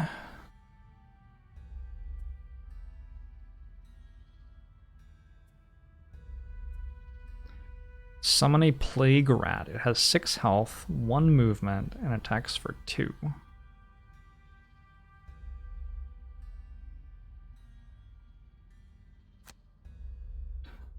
I wonder what else I want to do. Do you think that we're doing the thing? I think we're doing the thing where we act last again, probably. Oh, you have so many words. Oh no. So I can augment my melee attacks. Do I have any ranged attacks? I have Scary. Oh, that's a big ranged attack. And I want to kill 1 this turn? Okay. So they're moving... Wait, they move 4? Oh dear. And become invisible?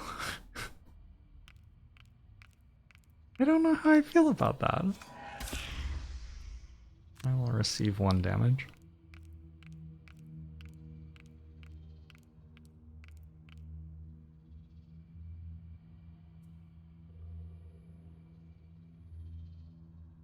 So if we are equidistant, they will attack my summon.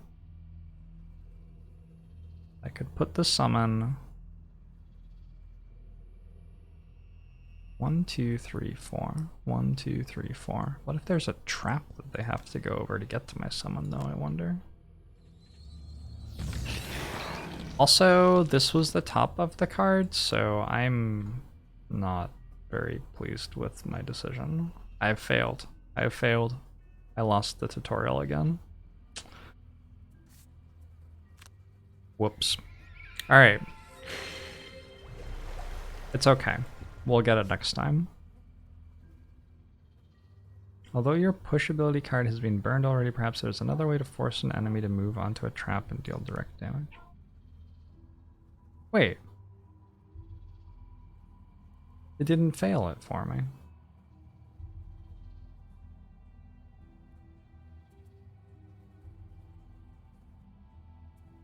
I didn't lose yet.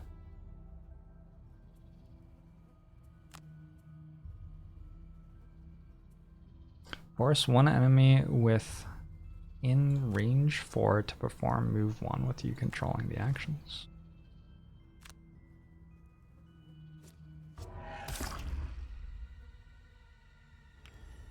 Dad will be disappointed. Oh, I noticed that it didn't walk into the trap. That's unfortunate. Did this one? That one did, though. Oh, this is over. No, this is actually just done. The Plague Rat has dealt 0 damage. Whoa, but it did poison it. I don't know what poison does yet. Nothing has actually taught me that. Enemies add +1 attack to all of their attacks against a poisoned character. A heal ability will cure poison but have no other effect. Okay. Anyway, I can use Parasitic Influence to make you move on top of the trap.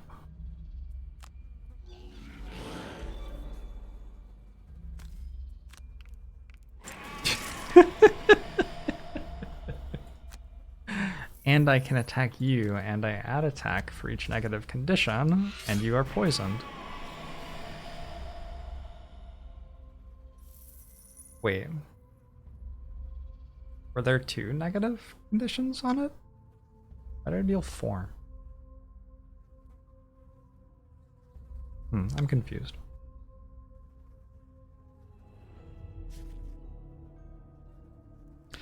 I guess you too can consider yourself a demon slayer now, huh? Or was it a demon hunter? Whatever. The point is, well done. Oh. Oh. Dad's proud of me. Oh, right. Poison added +1 baseline. Yeah. You're right. You're right. I have defeated the tutorials. Let's check out the campaign. So, oh, actually, before I do that, Guildmaster is the other campaign? Yes, this is the like online campaign that they've made just for this. Okay, so I wanted to acknowledge that this existed. Actually, I'll start this when I'm ready to, but I also wanted to show you how modding level editor and Guildmaster rule set.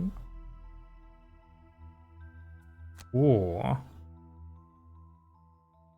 Does the board game do this? Can you like make your own maps in the board game? I guess of course you can. Room shape guide. Rooms in scene. Left click to place a room. Whoa.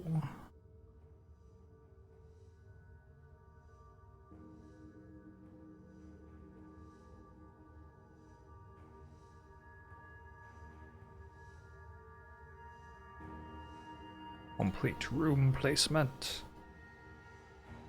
Indoor.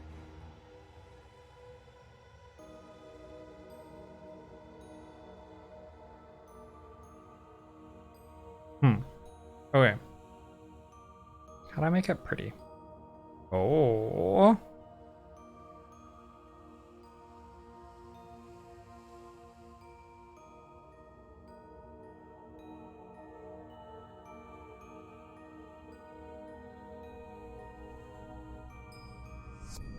Oh. Okay. so that's cool.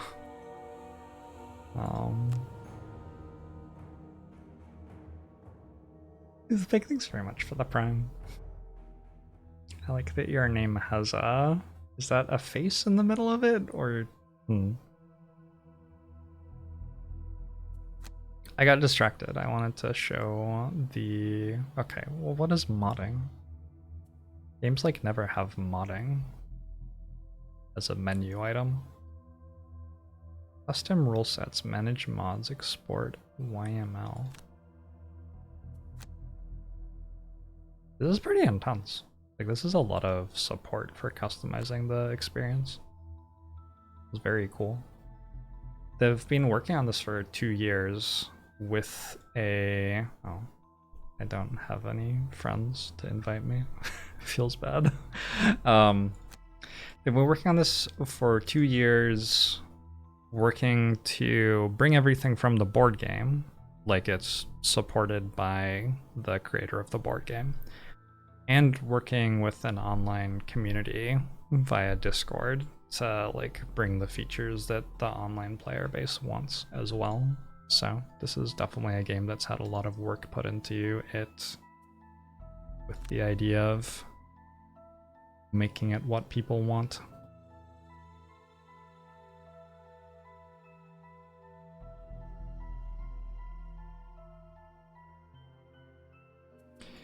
A new adventure. Insane enemies. Monsters, traps, and gold will be 2 levels higher. Wait, gold will be 2 levels higher?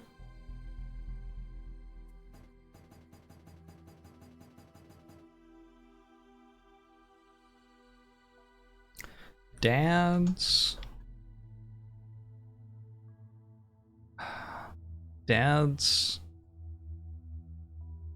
unimpressive kids. Dad's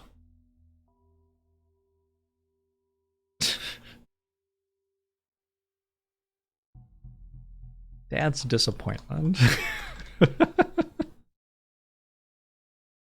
All right. I'm going to attempt an insane difficulty first level. Presumably,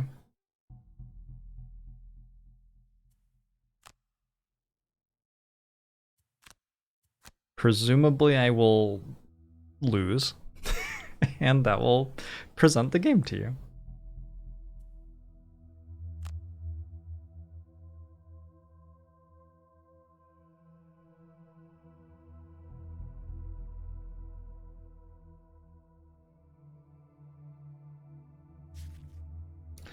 Great work getting through the basic training missions. Allow me to introduce you to the third member of the guild. He ain't much of a fighter, though. Hey, not all of us particularly care to be experts at stabbing people. Please excuse me. Ahem. Greetings, Guildmaster. I'm the humble merchant of your fledgling guild. I deal with the important aspects of running a guild, in other words, money, which I might add is sorely lacking at the moment. What you can see right now is the world map. You've probably noticed it looks a bit barren at the moment, and well, I've got some good news and some bad news for you. The bad news is that the realm has been overrun with all manner of unpleasant monsters. That is bad news. You would think that I would have known that already. Rogue bandits, wandering undead, dark cultists, you name it. Does seem like the wandering undead would have raised some flags for me. The good news is that you're going to help us restore the routes back to the other settlements out there hidden in the fog.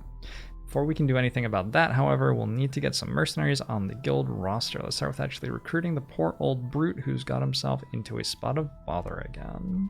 Alright. Oh, I just did all of this.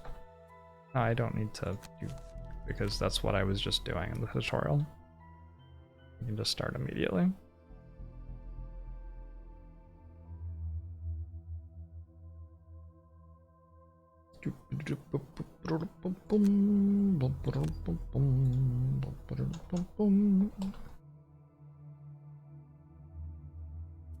Guild name is already in use.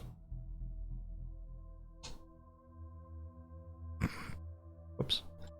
Can I delete that one? Wait. How do...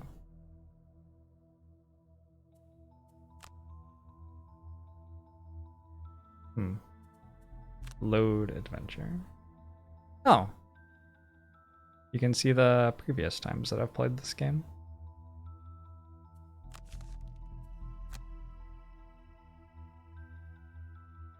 Jorbs. Oh yes, this was when I played with Rhapsody. Yes, I was the Cragheart, and Rhapsody was the Tinker, and I kept on running next to Rhapsody and dealing him damage. I remember it well. And then I tried playing some single player stuff on my own and did not defeat the game, that's for sure.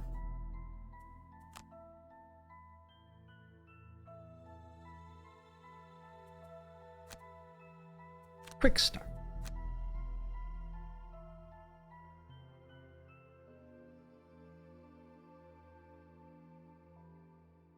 I think I'm going to order myself some food and play until my food arrives. And then when my food gets here, I'm going to go have my food because it is, well, significantly past lunchtime, isn't it?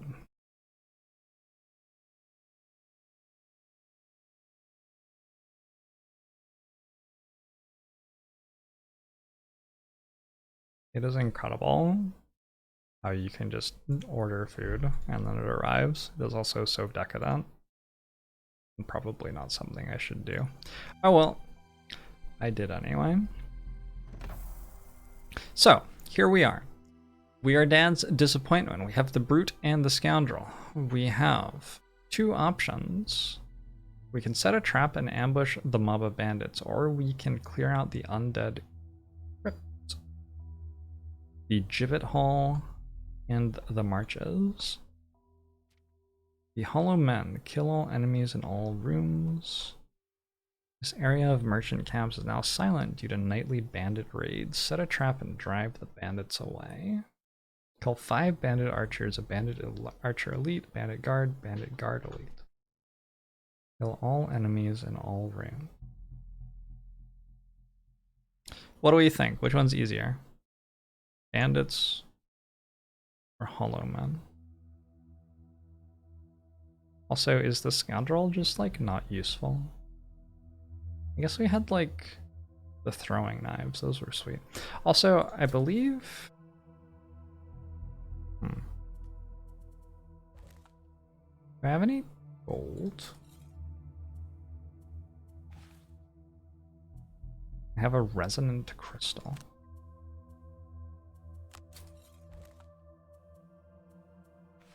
I believe I can change my deck. Mercenaries will unlock new and more powerful ability cards each time they level up. Look for synergies between ability cards and adapt your hand depending on the enemy types you'll be facing. Having the right cards against the right enemies might just keep you alive. On the ability panel, you can edit the deck of cards you take to a dungeon. Yes. So I have Skewer, Balanced Measure,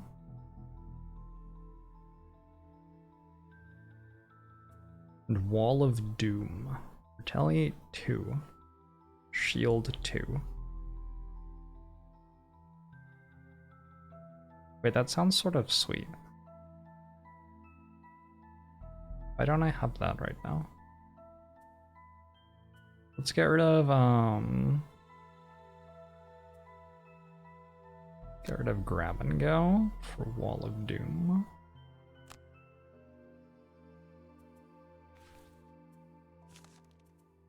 And you are missing Sinister Opportunity, Trickster's Reversal, Swift Bow, maybe Swift Bow is the only one that I might want. Let's see what else there is. Move 3 and poison an adjacent enemy. Heal myself. Nah, we don't need to heal ourselves. You only get 9 cards, and you get 10 cards. Interesting. So the deck sizes are actually different. Well, Doom is a burn card. Yeah, I know. Now may be a good time to go through the Merc's ability cards and inventory and make sure they are battle ready. In the quest description, you can see the enemies they'll face. Hovering over them will reveal their stats. Yep. I'm gonna assume that we're fine. Right? Encounter! While passing through a graveyard, you notice fresh footprints in the dirt, meandering from grave to grave. A feeling of dread. Why are we passing through a graveyard? Who's in charge of this party? Surely the road doesn't just go into the middle of a graveyard. We already know that there are, like, dead rising. What was the purpose of the graveyard detour?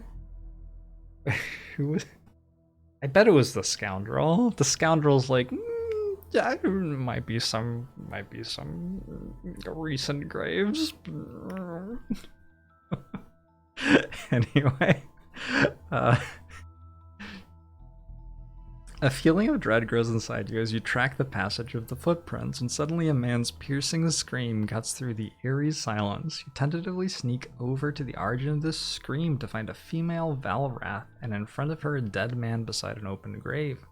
He's wearing a torn dark cloak often worn by cultists, and you can see from his wounds that he had a bloody and violent death. Valrath woman is wearing a magnificent necklace and dressed typical of Valrath high society, bulky and colorful. Something seems amiss, however, as you notice the dress is moth-eaten. She has dirt in her hair, and her trembling hand is clutching a knife with fresh blood dripping from it.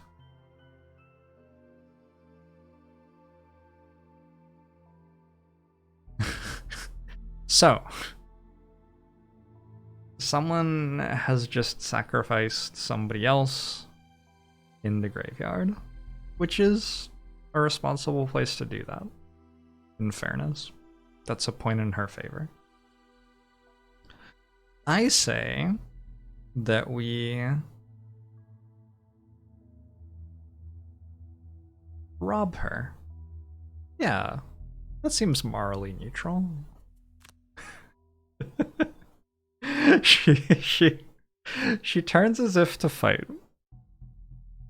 But upon seeing she is outnumbered, she begrudgingly accepts. She hands over the necklace, cursing and spitting at you with words you have never heard from the mouth of a Falrath before. As she storms away angrily, you examine the corpse of the cultist and wonder what exactly transpired here. We don't have a high int party. Very few role-playing parties have high intelligence, though. That's not unusual. You notice the inscriptions on the necklace match the epitaph on the gravestone above the empty grave, perhaps her name. With all sorts of eerie possibilities running through your head, you suddenly feel very unwell and shivers run down your spine. You hastily leave the graveyard, hoping that the sickness will pass once you leave this cursed place and sell the necklace at the next opportunity. Oh, we've been poisoned and cursed. It doesn't seem like a great start to my first insane difficulty dungeon. You find a large clearing in a small copse and set it up to look like any normal merchant's camp. As night falls, you hear low voices converge on your location. As they charge into the clearing, you jump up, ready to teach the bandits a lesson they won't forget. However, you just didn't expect there to be quite so many of them. This is the worst adventuring group I have ever been a part of, and I have been a part of some very bad adventuring groups. Okay, each mercenary must choose 1 out of 2 battle goals. A battle goal is a secret objective the mercenary tries to complete inside the dungeon. Failing it has no drawback, but successfully completing it and the scenario will earn the character the rewards shown. So, our brute can choose to kill a monster during the scenario by causing at least 4 more points of damage to it than necessary for 3 XP, or kill 3 or fewer monsters during the scenario for 3 XP. I think we try to overkill. And our scoundrel can gain 7 or fewer experience points during the scenario for 6 experience, or allow none of your allies to become exhausted during the scenario for 3 experience.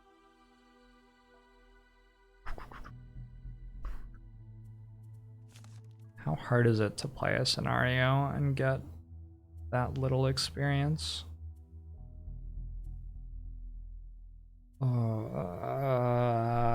It seems sort of hard. I'll do protector. Good.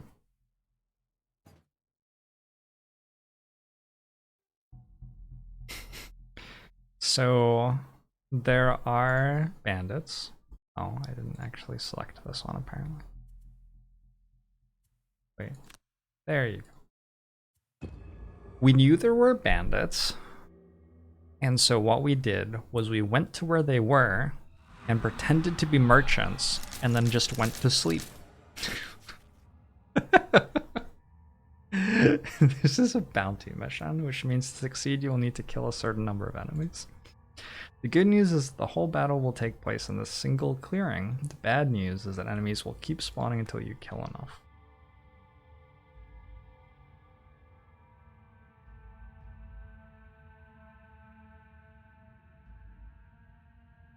Being able to see the whole party's secret objectives feels pretty different from the tabletop game. I don't think you can if you're playing like multiplayer. I'm pretty sure you can't. There are currently 3, but more are going to spawn. So, I am in control of both these characters. That has 9 health. It attacks for how much? It says range 4. 1, 2, 3, 4. And it has move 3. 1, 2, 3. 1, 2, 3, 4. So these tiles are safe from the archer this turn. Does retaliate work against ranged attacks? I don't feel like it should.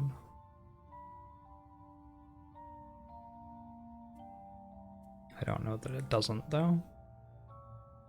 Oh god, both of my characters are poisoned and cursed? What does the curse do? I have boots of striding and a minor healing potion. There is a ranged retaliate, okay. But it's not the one that I have. 1, 2, 3, so I can't quite use that unless they move first. But I probably want to get my retaliate up. Right. Let's go Wall of Doom.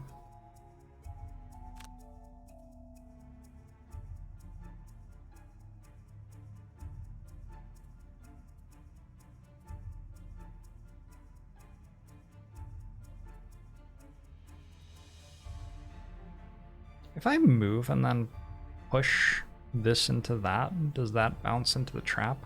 Which deals 5, by the way?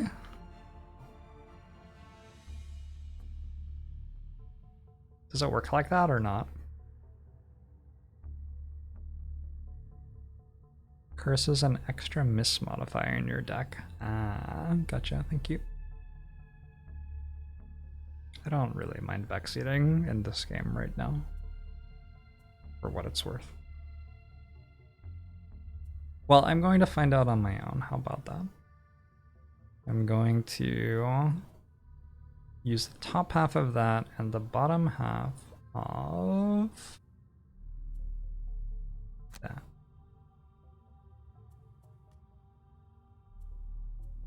And with you, I will use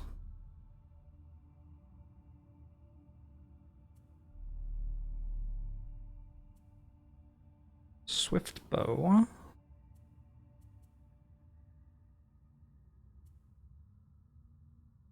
I need something that's sensible to use. Oh wait, I could pull you, move and push? No.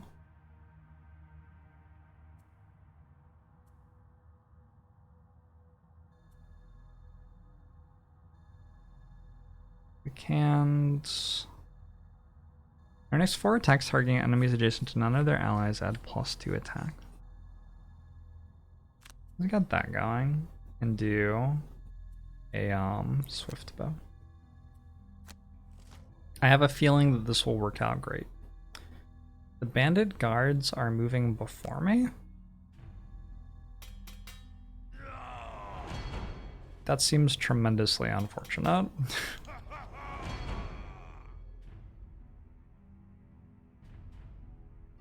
Okay. On the other hand, all they did was give themselves shield because they didn't move with their thing. Okay, fair enough.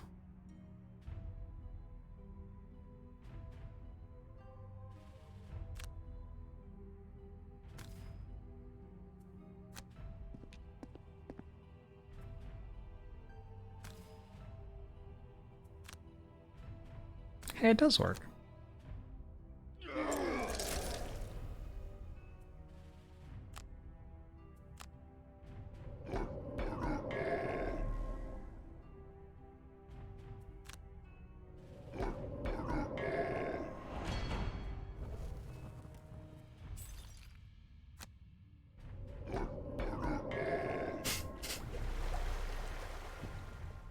I wonder what that means. No, don't do that. Ooh, damage 0? I'm okay with damage 0, although it seems I have been immobilized. Unfortunate.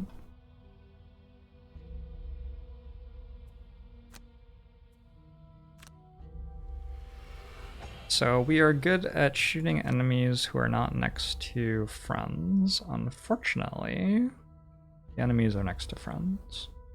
That's my goal. Kill 5 bandit archers, bandit archer elites, bandit guards, bandit guard elites to win. So it's not that I have to kill 5 bandit archers and then 1 of the other ones. It's 5 of any of these categories of units.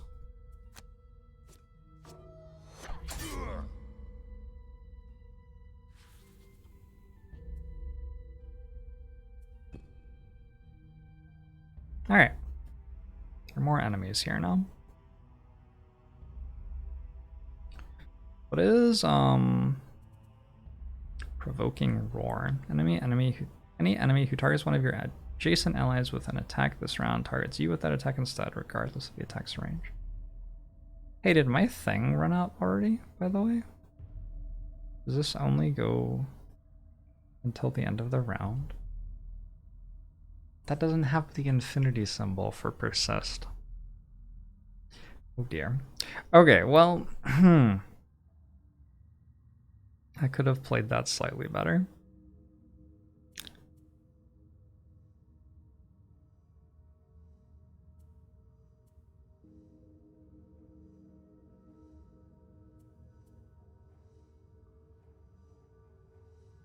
I'd like to get warding strength up.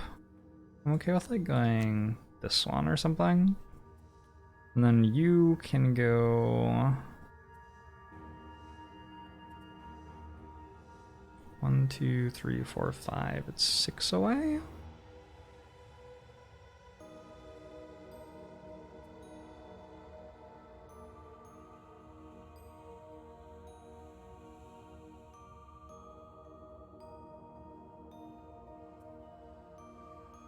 I think I'm going to pull one to me.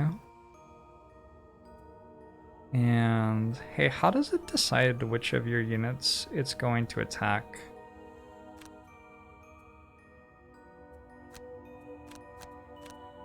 If it's next to both of your...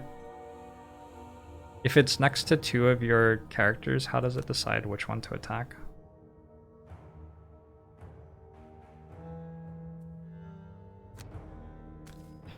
Get over here. Closest then attacks the highest initiative. Which means the lowest initiative. This is an important thing to clarify. Alright. I have backstabbed you. Brute's turn. The Brute can't move. So I'm going to use that to finish killing you. And I'm going to turn on Warding Strength to give me some shields and some experience. He explodes.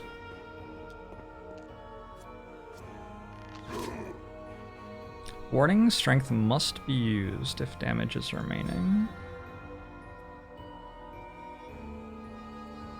I will receive 2 damage.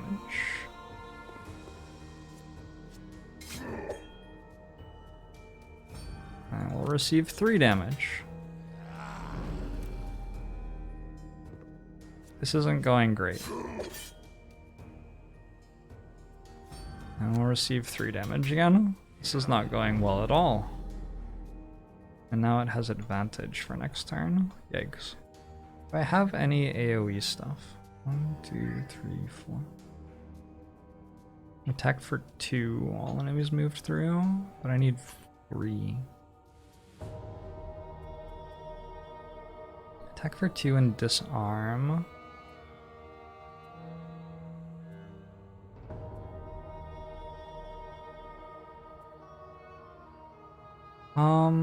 It would be nice to have this as an option in case they roll one that won't let them move again. I'll go trample though. And then you are going to throwing knife. Has 2 targets.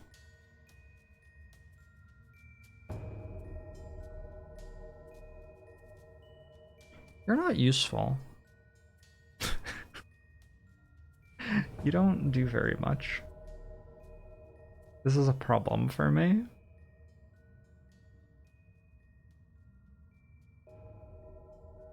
I'll go flanking strike. And something to move, I guess.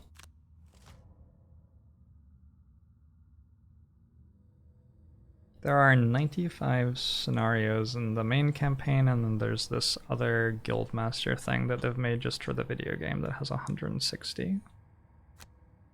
This is what I have been told.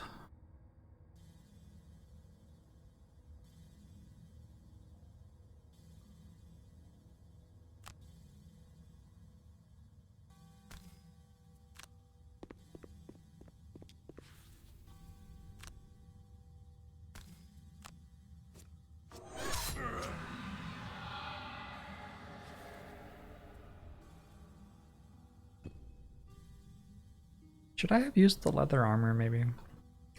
Might have been a good idea.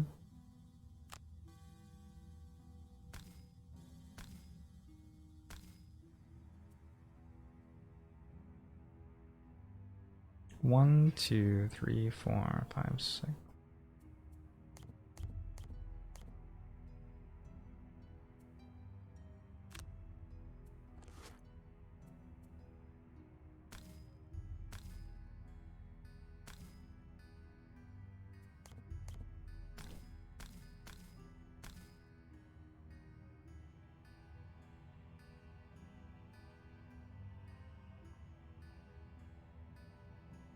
I think that's good.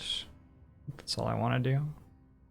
Wait, if I go here, is that gold? Oh, there's gold there, though. What if I just made the worst play so that I could pick up gold?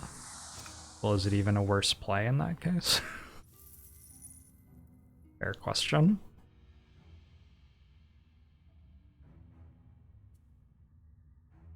Oh, interesting. So actually, like, now I could move here. I should have ended next to the ranged unit to give it disadvantage, though, probably.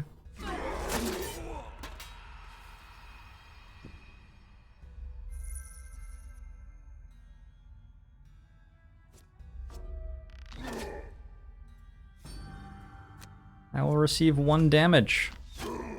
I will not do that. I will burn an available card. Let's get rid of...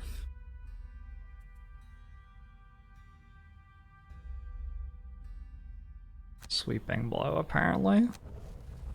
I'm just sort of selecting at random there because I don't really know which one's the right one to pick. So, I only need to kill 2 more enemies. This should be pretty doable. I deal a decent amount of damage. These are very low.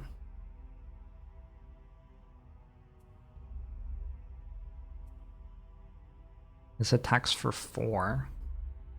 If I just get in range with that, that's already enough to kill 1. I have throwing knives, but my throwing knives deal extra damage to things which aren't next to anything, right? Oh yeah, these throwing knives are insanely good here. Oh, how far can you move? 3. Not far enough.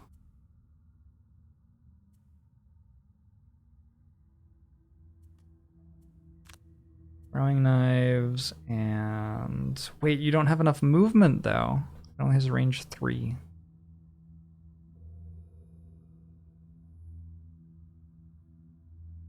Shoot, I really want to kill this one. Maybe I can't. Maybe I can short rest here?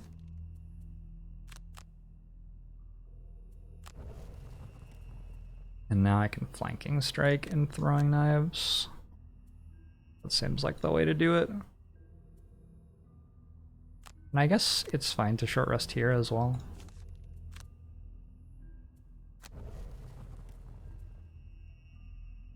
And what I want to do is I want to be able to deal damage to that. Which I would do with move 3 and then spare dagger. I think.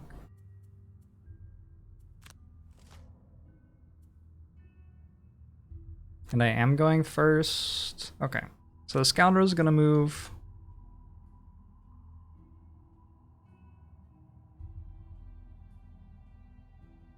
Here. And now everything is going to die. Oh, it only attacks 2. Well, that's completely fine. It only needs 2. Oh! That was a good moment to roll a crit.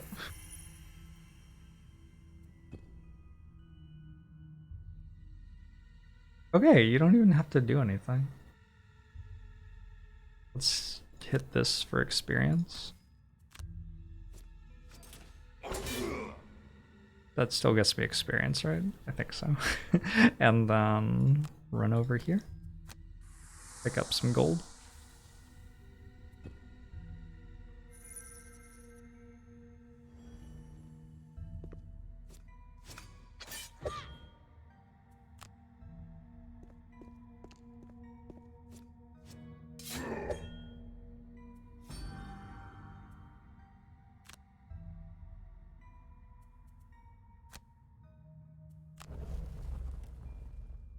GG? GG?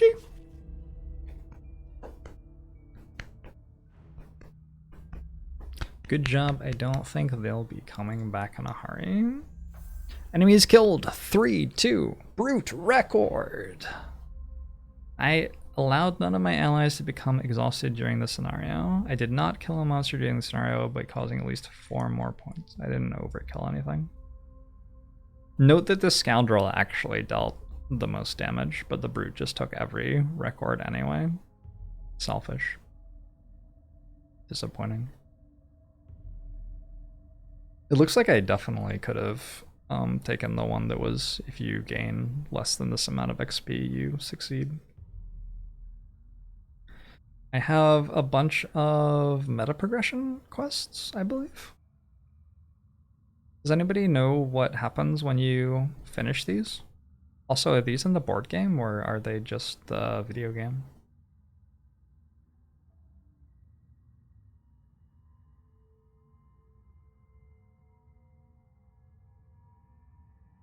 Those are not in the board game. Okay, so there's some sort of video game meta progression. I don't know what happens when you complete these. It's only for Guildmaster mode. They give gold or unlocks. Okay. Like unlocks of equipment or new abilities or new characters and missions. Gotcha. Gotcha. There's a 10 curse limit for both mercenary attack modifier decks and the monster attack modifier deck. Okay, apparently you can get 10 curses, and we only had 1. Wait, do we keep it? Like forever? You found a new item design. When you find an item design, the item becomes available in the merchant's shop.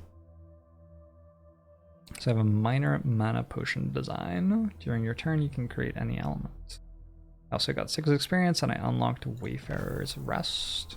I've managed to do a deal with one of the local merchants to get in a stock of minor mana potions, so hit me up for one when you have some spare gold. Absolutely. Absolutely. We got about 1/3 of a level, I guess. Maybe a little under 1/3 of a level. A little more than 1/4. And we have completed 1 quest. Wayfarer's Rest is now... Basically, we've successfully expanded our road to there, which opened up a new dungeon type thing. The Copper Oasis was an area for travelers to refill their canteens after trekking across the Deadlands, but a pack of vermlings have now made it their home. It is time they were made to leave. And this one's still here as well. And we have 22 gold, which means we could go to... Ooh, what's the trainer? Hold on. Welcome to the trainer. On this screen, you will see all the in-game achievements that you can attempt and the rewards you will get for completing them. The most important ones will initially be the exploration missions that gradually unlock parts of the map, but be sure to return here to cash in any achievements you complete. So this is the Guildmaster thing. Invictus thinks the 11 months. We have mercenaries quests. We have relics. Unlock relic quests. Man, I did a great job of taking a lot of damage. And quests based on kills. Mercenaries will be blessed every time they give a donation of 10 gold to the Temple of the Great Oak. A blessed mercenary will gain 2 additional ×2 attack modifiers in the next dungeon. Back to the merchant. We have a new thing here, the minor mana potion. Cool. Can you say thank you for the sub, Invictus? Thank you. Thank you for the sub. This has been in the game for a year or more. I think that I played the Guildmaster mode initially, I believe.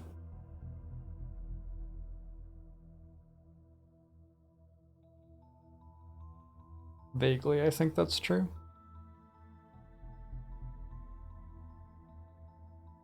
Alright, I'm gonna have my lunch, which is almost arrived. Not quite arrived.